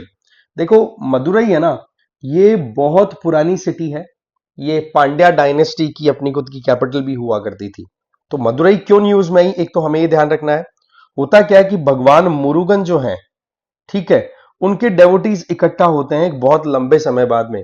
और ये जो मीटिंग हुई थी भगवान मुरुगन के जो डेवोटीज हैं उनकी, इसमें आप देखोगे दूर दूर से लोग आए थे, श्रीलंका से, साउथ ईस्ट एशिया से आकर के यहां पर पार्टिसिपेशन। भगवान मुरुगन मतलब कि एक तरीके से योद्धाओं के, यूथ के देवता है ना, उनके हिसाब से कंसिडर किया जाता है। तो ये मीटिंग जो हुई इस वजह से न्यूज में रही। एक चीज ध्यान रखनी है, यहां पर एक रिवर फ्लो होती है दैट इज वैगई रिवर, उस रिवर के किनारे पर यह सिटी लोकेटेड है। इसके अलावा दुनिया में जो पुरानी पुरानी सिटीज है जहां पर लगातार लोग रह रहे हैं, उनमें से एक सिटी है। आप सोचो कि यहां पर ज्यादा भी नहीं तो 2500 ईयर्स अगो से लेकर टिल डेट आज तक लोग यहां पर रह रहे हैं। ये बड़ी इंटरेस्टिंग स्टोरी बताती है, या फिर हम यूं समझ सकते हैं कि किस तरीके से मदुरई लगातार रेलेवेंस में बनी रही सिटी है। ठीक है, इसके अलावा मदुरई की बात करें तो यहां पर तमिल संगम, ठीक है, मतलब तमिल लिटरेचर से एसोसिएटेड जो पोइटिक काम हुआ करते थे उनका एक गैदरिंग होना, डिस्कशन होना और फिर डॉक्यूमेंट्स तैयार करना कि हाँ भाई क्या हमारी कल्चर है, कैसे हम कंटिन्यू करेंगे, जिनमें अलग अलग स्टोरीज बेस्ड काव्य लिखे गए, उनकी ये मीटिंग हुआ करती थी, तमिल संगमम्स। ठीक है, तो फर्स्ट तमिल संगम यहीं पे कराया गया था, ये हमें थोड़ा ध्यान रखना है। और मैंने ऑलरेडी बता ही दिया कि मदुरई जो है वो पांड्या डायनेस्टी की कैपिटल भी थी, तो इसमें हमें कोई भी कोताही नहीं बरतनी है। नेक्स्ट आपका पोंडुरु। पोंडुरु की बात करें तो ये देखो आपका आंध्र प्रदेश है, मैं इसकी बाउंड्री बना रहा हूं, थोड़ा ध्यान से देखना। ये आपका आंध्र प्रदेश वाला एरिया है, ठीक है, कोस्टल एरिया में। और आंध्र प्रदेश में ही आप देखो तो ये विशाखापट्टनम, विशाखापट्टनम से थोड़ा सा लैंडवर्ड चलेंगे नॉर्थ ईस्ट की तरफ, तब वहां पर आपको पोंडुरु देखने को मिल जाएगा। एक तो ये ध्यान रख लेना है। दूसरा, न्यूज में क्यों है, देखो जी होता क्या है, ये एरिया खादी के लिए बड़ा फेमस है। तो क्या है कि अभी जीआई टैग मिला है पोंडुरु की खादी को, इस वजह से ये न्यूज में आ गया। डिस्ट्रिक्ट की बात करें तो श्रीकाकुलम नाम से डिस्ट्रिक्ट है, उसमें ये लोकेटेड है। यहां पर जो खादी होती है ना, ये हैंड स्पन होती है, मतलब हाथ से चरखा चला करके वैसे तैयार की हुई होती है। और यहां पर जो लोकल कॉटन होती है, ठीक है, जो हिल एरिया में या पुनासा या रेड कॉटन के नाम से जाना जाता है, उससे इसकी मैन्युफैक्चरिंग होती है। तो ये अपने आप में एक यूनिकनेस लेकर के चलने वाला है। और सबसे इंटरेस्टिंग चीज कि पोंडुरु जो है इसको khadi capital of south India भी बोला जाता है, khadi capital of southern India. ये हमें इसके बारे में ध्यान रख लेना है। आंध्र प्रदेश में लोकेटेड है, तो लोकेशन आप बिल्कुल भी मिस ना करें। आ जाइए फिर, लकुंदी गाडक डिस्ट्रिक्ट में लोकेटेड है। ये है आपका कर्नाटका, ठीक है, ये है आपका कर्नाटका, जिसको मैं यहां पर ड्रॉ करके आपको बता रहा हूं कि भाई किस तरीके से कर्नाटका फैला हुआ है, यूं करके यूं सारा। ठीक है जी, ये है कर्नाटका। तो इसमें अगर आप देखोगे तो ये आ गया आपका लकुंडी गढ़क डिस्ट्रिक्ट में लोकेटेड है। क्यों न्यूज में है, देखो यहां पर वीरभद्रेश्वर टेम्पल है, कोटे वीरभद्रेश्वर, ठीक है ना। तो इस वजह से क्या है कि यहां पर एक्सकेवेशन का काम हुआ और उस एक्सकेवेशन के चलते ही ये न्यूज में रहा। सबसे पहली चीज, ये लकुंडी जो है इसकी हिस्टोरिकल सिग्निफिकेंस क्या है, एक तो हमें ध्यान रखना है यहां पर बहुत सारे हिंदू जैन टेम्पल्स देखने को मिलते हैं, सबसे इंपॉर्टेंट बात तो ये। दूसरी, जो चालुक्य डायनेस्टी थी ना, चालुक्य डायनेस्टी, उनके लिए बहुत ही इंपॉर्टेंट साइट हुआ करती थी, यहां पर बहुत मंदिर उनके टाइम पे बने थे। ठीक है, इसके अलावा यहां पर से रिलेशन की बात करें तो होयसाला जो डायनेस्टी थी, होयसाला एम्पायर, उसका भी आपको यहां पर कैपिटल के तौर पे देखने को मिल जाएगा। और होयसाला के जो लोग थे या जो एम्पायर थी, उसके लिए ये प्लेस जो थी वो अग्रहारा के तौर पे काम आती थी। अग्रहारा मतलब एक तरीके से लर्निंग प्लेस, यहां पर एजुकेशन का अच्छा खासा प्रेवलेंस था। ठीक है, इसके अलावा अर्बनाइजेशन या उस पॉइंट ऑफ व्यू से देखें, यहाँ के आर्किटेक्चर के पॉइंट ऑफ व्यू से, तो यहाँ की कल्याणीज बड़ी फेमस है, ध्यान से समझना। कल्याणीज, कल्याणीज क्या होती हैं, एक तरीके की स्टेप वेल्स, बावड़ियां होती हैं जो कि यहां पर तैयार करवाई गई थी, ये थोड़ा सा हमें ध्यान रख लेनी है। फिर आ जाते हैं हम नेक्स्ट साइट पे, दैट इज तिपम देवसाली पहाड़। ध्यान से देखना, ये आपकी ब्रह्मपुत्रा रिवर है, ठीक है। ब्रह्मपुत्रा रिवर में इधर की तरफ से आकर के एक रिवर मर्ज होती है लेफ्ट बैंक ट्रिब्यूटरी के नाम पे, जिसका नाम है भूरी दिहिंग, याद रख लेना भाई, रिवर का नाम भूरी दिहिंग। ओके, एक तो ये हमें ध्यान रख लेना, उस रिवर के किनारे पर ही ये हिल लोकेटेड है, तिपम देवसाली हिल्स। क्यों न्यूज में है, देखो यहां पर अहोम किंगडम फ्लोरिश हुआ था कोई जमाने में, ठीक है ना। अहोम किंगडम के जो कह सकते हैं कि जो स्टैब्लिश करने वाले या फर्स्ट किंग थे, जिनका नाम था चाओलुंग शुकापा, ठीक है, चाओलुंग शुकापा, उनको एक तरीके से ट्रिब्यूट देने के लिए यहां पर एक आप कह सकते हो कि टूरिस्ट साइट के तौर पे इसको डेवलप किया जा रहा है, हेरिटेज टूरिज्म के हिसाब से इसको डेवलप किया जा रहा है, जिससे कि ज्यादा से ज्यादा लोग विजिट करने के लिए आए। और ये ट्रिब्यूट किसको दिया जा रहा है, first king of Ahom dynasty. अच्छा, ये जो तिपम देवसाली पहाड़ है ना, ये फर्स्ट कैपिटल के तौर पे भी एक तरीके से टेम्परेरी कैपिटल के तौर पे भी कंसिडर किया जाता है कि पहली बार कहीं पर अगर सेंट्रलाइज्ड मैनर में कोई प्लेस लोकेटेड फाइनलाइज की गई तो वो ये थी। अच्छा, जिस एरिया में लोकेटेड है वहां पर आपको फॉरेस्ट एरिया देखने को मिल जाएगा, और उस फॉरेस्ट एरिया का नाम अगर मैं बताऊं, that is Dihing Patkai rain forest. याद रख लेना, दिहिंग पटकाई रेन फॉरेस्ट, ये हमें ध्यान रख लेना है। फिर आ जाते हैं हम नेक्स्ट पे, दैट इज 16 खंबी पिलर्स। देखो ये जो मध्य प्रदेश की कैपिटल है ना भोपाल, उससे थोड़ा नॉर्थ ईस्ट की तरफ जाएंगे तो वहां पर आ जाता है आपका राजगढ़ डिस्ट्रिक्ट, और वहीं पर एक आर्कियोलॉजिकल साइट है जिसमें एक्चुअल में अगर देखो तो 14 ही पिलर्स हैं, लेकिन इसको बोला था 16 खंबी छतरी, एक तरीके से 16 खंबी पिलर्स, है ना। ये एक मिसनॉमर है एक तरीके से। न्यूज में क्यों आया, देखो यहां पर कुछ कंजर्वेशन से रिलेटेड काम हुए तो जिसके चलते ही ये थोड़ा सा डैमेज हो गई, तो थोड़ा सा ये आर्कियोलॉजी पॉइंट ऑफ व्यू से इंपॉर्टेंट हो जाती है। सबसे पहली चीज, गांव जिसके आसपास में ये लोकेटेड है दैट इज बिहार कोटरा, ये यहाँ के गांव का नाम है, और इसी के 3 किलोमीटर दूरी के ऊपर लगभग बताया जा रहा है कि यहां पर एक चिड़ी को करके बर्ड सेंचुरी है, ये ध्यान रखना, चिड़ी खो, ठीक है ना। चिड़ी को मतलब एक तरीके से बर्ड्स के लिए डेडिकेटेड एरिया हो गया। अगर आपने स्पैरो का नाम लोकल लैंग्वेज में सुना हो तो चिड़ी बोल दिया जाता है उसको उस तरीके से, ठीक है। और सबसे इंपॉर्टेंट, ये जो आर्कियोलॉजिकल साइट है ये किस टाइम पर डेवलप हुई, देखो परमार किंगडम जब चल रहा था ना, परमार किंगडम, तो उस टाइम पर 10th से 11th सेंचुरी के टाइम पे इसको डेवलप किया गया था, ठीक है। और वैसे देखा जाए स्टाइल वाइज तो ये ग्रीक आर्कियोलॉजिकल स्टाइल है, या फिर कहें ग्रीक स्टाइल में डेवलप हुआ हुआ एक साइट है, ये थोड़ा सा हमें ध्यान रखने की जरूरत है, राइट। फिर नेक्स्ट आ जाता है आपका करियाचल्ली आइलैंड। ये देखो इधर श्रीलंका है, इधर तमिलनाडु है, तो ये जो पूरा एरिया है इसको हम क्या बोलते हैं, गल्फ ऑफ मन्नार, ठीक है ना। और इस गल्फ ऑफ मन्नार में ही ये आपका पर्टिकुलर आइलैंड है वो लोकेटेड है, तमिलनाडु से ऑफशोर अगर जाते हैं तो वहां पर।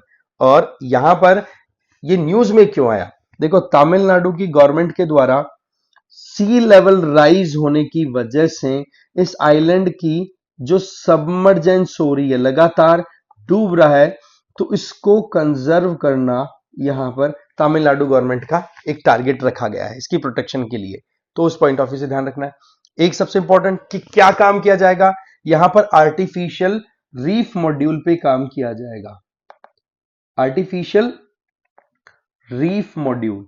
इसका मतलब सिंपल है कि इस आइलैंड के आसपास में रीफ्स का इस तरीके से डेवलपमेंट किया जाएगा जिससे कि नेचुरल लाइफ एक तरीके से रीगेन हो सके और एरिया रिक्लेम किया जा सके। अभी तक देखा जाए तो इस पर्टिकुलर आइलैंड का 70% एरिया लॉस्ट हो चुका है, तो ये अपने आप में बड़ी कंसर्निंग बात हो गई। गल्फ ऑफ मन्नार का पार्ट है, और गल्फ ऑफ मन्नार इकलौती हमारी मरीन नेशनल पार्क भी है, ठीक है ना। तो ये भी ध्यान रख लेना भाई, gulf of Mannar marine national park का ये पार्ट बन जाता है, ठीक है। यहां पर आपको समुद्री गाय जिसको हम बोलते हैं डुगोंग, वो भी देखने को मिल जाएगी, और कोरल की 100 से ज्यादा 125 से ज्यादा स्पीसीज देखने को मिल जाएगी।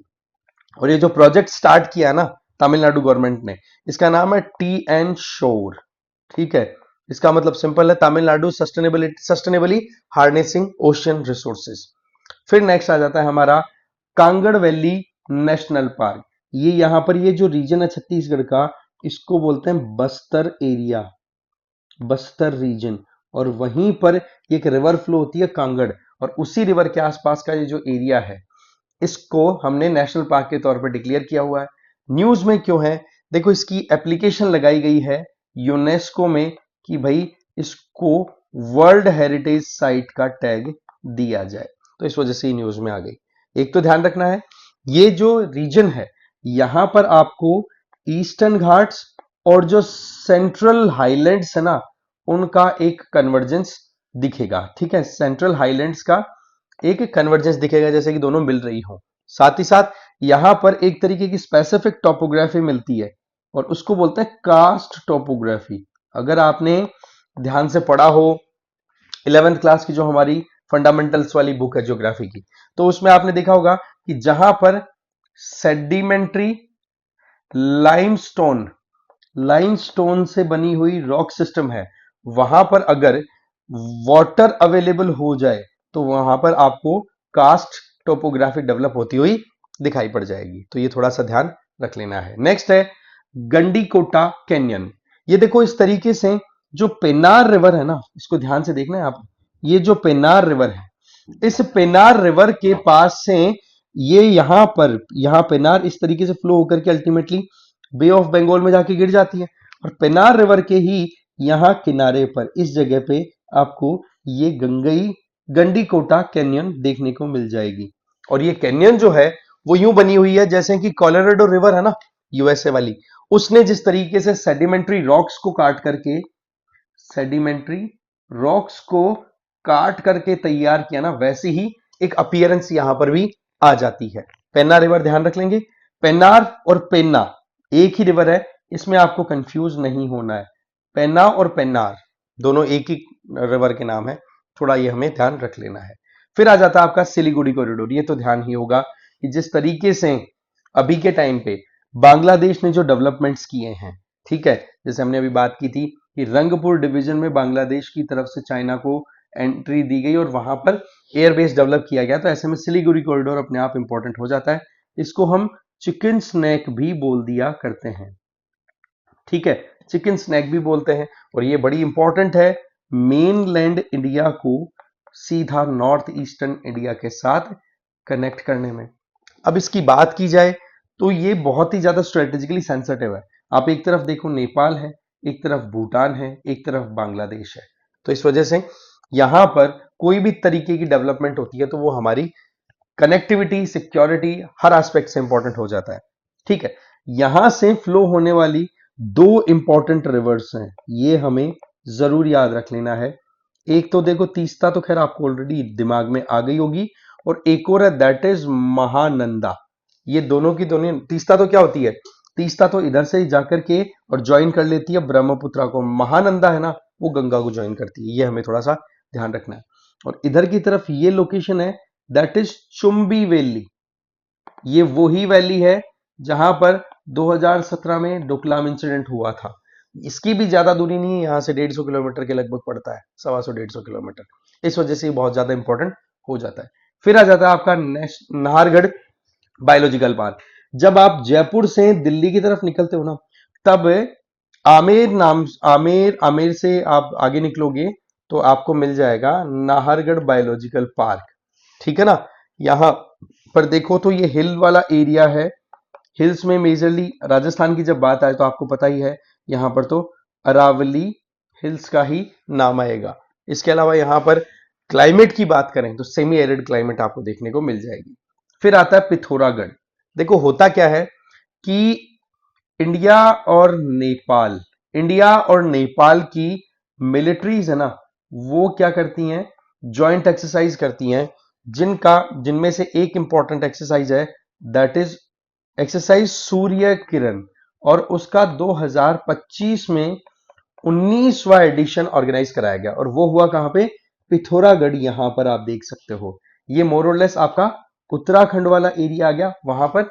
और इसके थोड़ा ईस्ट की तरफ जाओ तो नेपाल आ जाता है, इधर की तरफ जाओगे तो लिपू लेक वाला रीजन आ गया, ठीक है। और फिर ये आपका तिब्बत रीजन आ गया, तिब्बत जो कि मोर और लेस चाइना के अंडर है।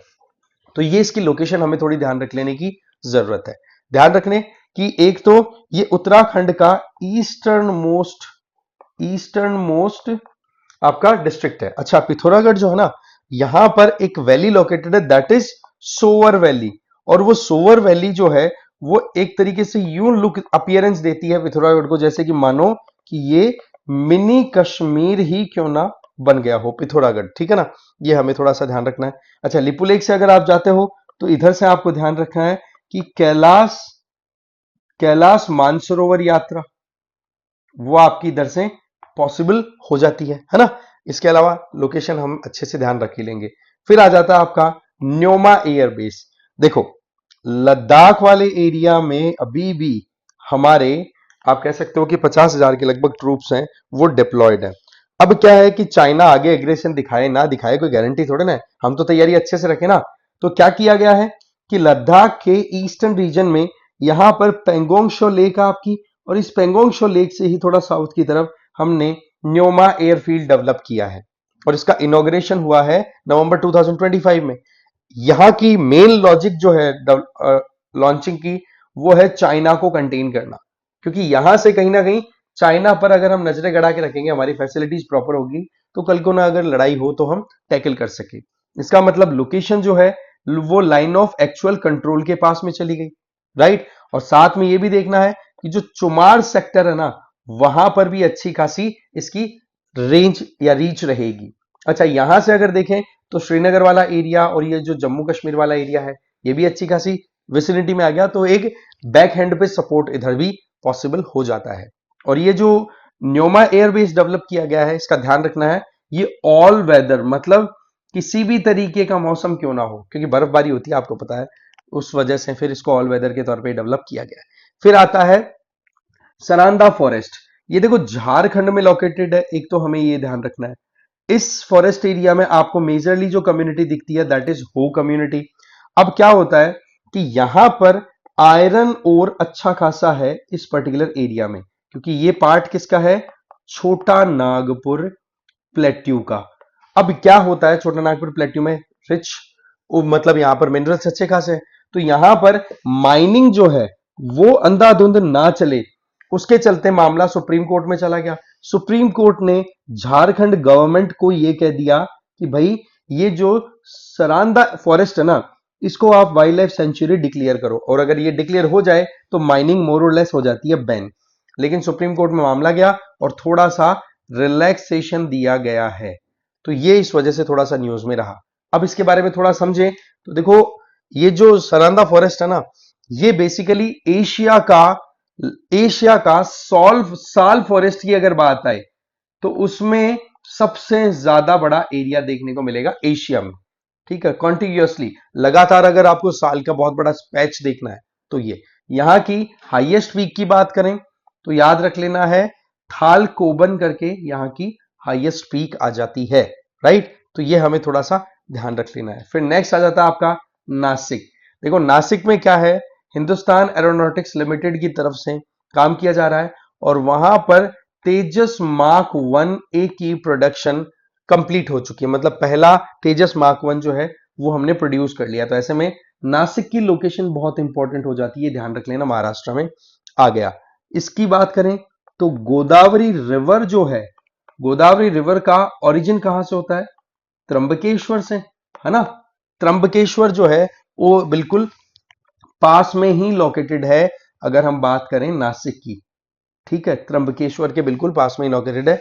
और एरिया वैसे ज्योग्राफिकली देखें तो ये एरिया आ गया आपका वेस्टर्न घाट से एसोसिएटेड। यहां पर ब्लैक सॉइल भी बहुत अच्छी होती है, ब्लैक सॉइल अच्छी है तो सीधी बात है ये कॉटन के लिए फेमस है। अच्छा, गोदावरी रिवर की बात आ गई तो आपको गोदावरी रिवर के ही किनारे पर कुंभ मेला भी हर 12 साल में बढ़ता हुआ दिखेगा, तो इस वजह से थोड़ा सा ही न्यूज हो जाती है इंपॉर्टेंट। अच्छा, ये लोकेशन की इंपॉर्टेंस एक और कि हिस्टोरिकली अगर देखें तो जो सातवाहना डायनेस्टी है, ठीक है, सातवाहन डायनेस्टी जो थी ना, उस डायनेस्टी की कैपिटल भी रही हुई है अगर हम नासिक की बात करें। ठीक है, तो थोड़ा सा इन चीजों के बारे में हमें ध्यान रखना है। फिर बात कर लेते हैं गुजरात की लोथल के बारे में। देखो अभी क्या होता है कि आसियान इंडिया समिट जो हुई 2025 की, उसको लेकर के लोथल को एक तरीके से कंसिडर किया गया था, या फिर यूं कहें कि मैरीटाइम हेरिटेज फेस्टिवल के तौर पे कुछ वेन्यूज की जब बातचीत हुई तो लोथल का भी इंपॉर्टेंस वहां पर आया। ठीक है ना, तो ये ध्यान रख लेना है कि एक तो लोथल है कहां पर, ये आपकी गल्फ ऑफ खंबात है ना, उसी के किनारे पर बसा हुआ है। ठीक है, इसकी अगर बात करें तो ये हड़प्पन पोर्ट सिटी है। जब हम थोड़ा सा इंडस वैली सिविलाइजेशन के बारे में पढ़ते हैं तो हमने देखा कि वहां पर पोर्ट सिटी की जब बात आती है तो लोथल का नाम जरूर आता है। ध्यान रखें, राजस्थान से ओरिजिनेट होकर के एक रिवर आती है दैट इज रिवर साबरमती। उस रिवर साबरमती के किनारे पर ही मानो इसको अगर हम बात करें तो, ठीक है ना, साबरमती रिवर का जो माउथ है, ठीक है ना, साबरमती रिवर का जो माउथ है उससे 6 किलोमीटर के डिस्टेंस पर, ये ज्यादा है दूरी पर है नहीं। ठीक है, और इसको एक्सकेवेट करने की जब बात आए लोथल को, तो एस आर राव जो थे उन्होंने इसको लीड किया था 1955 से 63 के बीच में। और सबसे इंपॉर्टेंट चीज, ट्रेड जो है वो हुआ करता था पर्शियन गल्फ की तरफ। पर्शियन गल्फ ऑलरेडी हमने इस वीडियो में कवर कर ही लिया है, ठीक है। फिर आ जाता है आपका लाखापार। लाखापार की अगर बात करें तो ये गल्फ ऑफ कच्छ के किनारे पर बसा हुआ है, ठीक है। और ये जो कच्छ डिस्ट्रिक्ट है उसी एरिया में आपको इसकी लोकेशन मिल जाएगी, तो थोड़ा सा याद रख लेना है। कच्छ वाले रीजन में लाखापार, जो कि लखपत रीजन है, वहां पर ही लोकेटेड है। क्यों ये न्यूज में आया? देखो, ये 5300 साल पुराना एक लोकेशन है जहां पर एक्सकेवेशन के दौरान यूं पता पड़ा कि ये तो जब हड़प्पन सिविलाइजेशन, ध्यान से समझना, जब हड़प्पन सिविलाइजेशन पीक पे आई थी ना, पीक का मतलब जब वहां पर अर्बनाइजेशन हुआ था, ठीक है, उससे भी पहले की साइट है ये सबसे इंपॉर्टेंट बात है, उससे भी पहले की साइट है इस वजह से। और ये एरिया वो था जहां पर आपको हड़प्पन सिविलाइजेशन की एक और इंपॉर्टेंट साइट जिसका नाम है धोलावीरा देखने को मिल जाता है। समझ गए? इसके अलावा ये रीजन जो है ये सिंध, पाकिस्तान के सिंध वाले एरिया से तो कनेक्टेड है ही। इसके अलावा आप देखो तो यहां पर चैल्कोलिथिक एविडेंसेस मिले हैं। चैल्कोलिथिक का मतलब आप बता सकते हो सिंपल, कॉपर रिलेटेड वर्क, ठीक है ना, कॉपर से रिलेटेड वर्क यहां पर होते रहे हैं। फिर हम आज की इस पर्टिकुलर वीडियो की लास्ट लोकेशन की बात कर लेते हैं, दैट इज दार्जिलिंग। दार्जिलिंग की लोकेशन ये जो सिलीगुड़ी कॉरिडोर है उससे ही थोड़ा सा नॉर्थ की तरफ आप जाओगे तो मिल जाएगी, जो कि वेस्ट बंगाल में ही आ जाता है। सबसे पहली चीज, ये न्यूज में क्यों आया? देखो अब की बार क्या है, यहां पर फ्लड जबरदस्त आई और बहुत ज्यादा मतलब कैजुअलिटीज बहुत ज्यादा हुई, टूट फूट बहुत ज्यादा हो गई लैंडस्लाइड और इनके चलते। दार्जिलिंग की वैसे बात की जाए ना तो इसको हम क्वीन ऑफ हिल्स भी बोल दिया करते हैं, क्वीन ऑफ द हिल्स भी बोल दिया करते हैं। और ये जिस पर्टिकुलर माउंटेन रेंज में लोकेटेड है, उस माउंटेन रेंज का आपसे कोई नाम पूछे तो आप बोलोगे सिंगलीला रिज, ठीक है ना। पर्टिकुलरली एरिया जो है उसको हम ज्योग्राफिकली आइडेंटिफाई करते हैं सिंगलीला रिज, ठीक है ना। और यहीं पर सिंगलीला रिज है ना, इसी के नाम पर नेशनल पार्क भी है, सिंगलीला नेशनल पार्क, जहां पर रेड पांडा, क्लाउडेड लेपर्ड ये देखने को मिल जाता है। चिकन स्नैक से ये दूरी ज्यादा नहीं है, इसकी 25 किलोमीटर डिस्टेंस ही है अगर हम सिलीगुड़ी कॉरिडोर की बात करें, ठीक है ना। तो ये थोड़ा सा हमें ध्यान रख लेना है। बाकी इसके अलावा आप लोग ये जो भी कंटेंट है इसकी पीडीएफ आपको मिल जाएगी। मैंने ऑलरेडी आपको बताया कि आप ये टेलीग्राम चैनल ज्वाइन कर सकते हो जहां पर ये पीडीएफ मैं आपको शेयर करूंगा, जिससे कि आप चीजों को टाइमली मैनर में रिवाइज कर सके, ठीक है। आई होप आपको ये सेशन अच्छा लगा होगा। Thank you very much.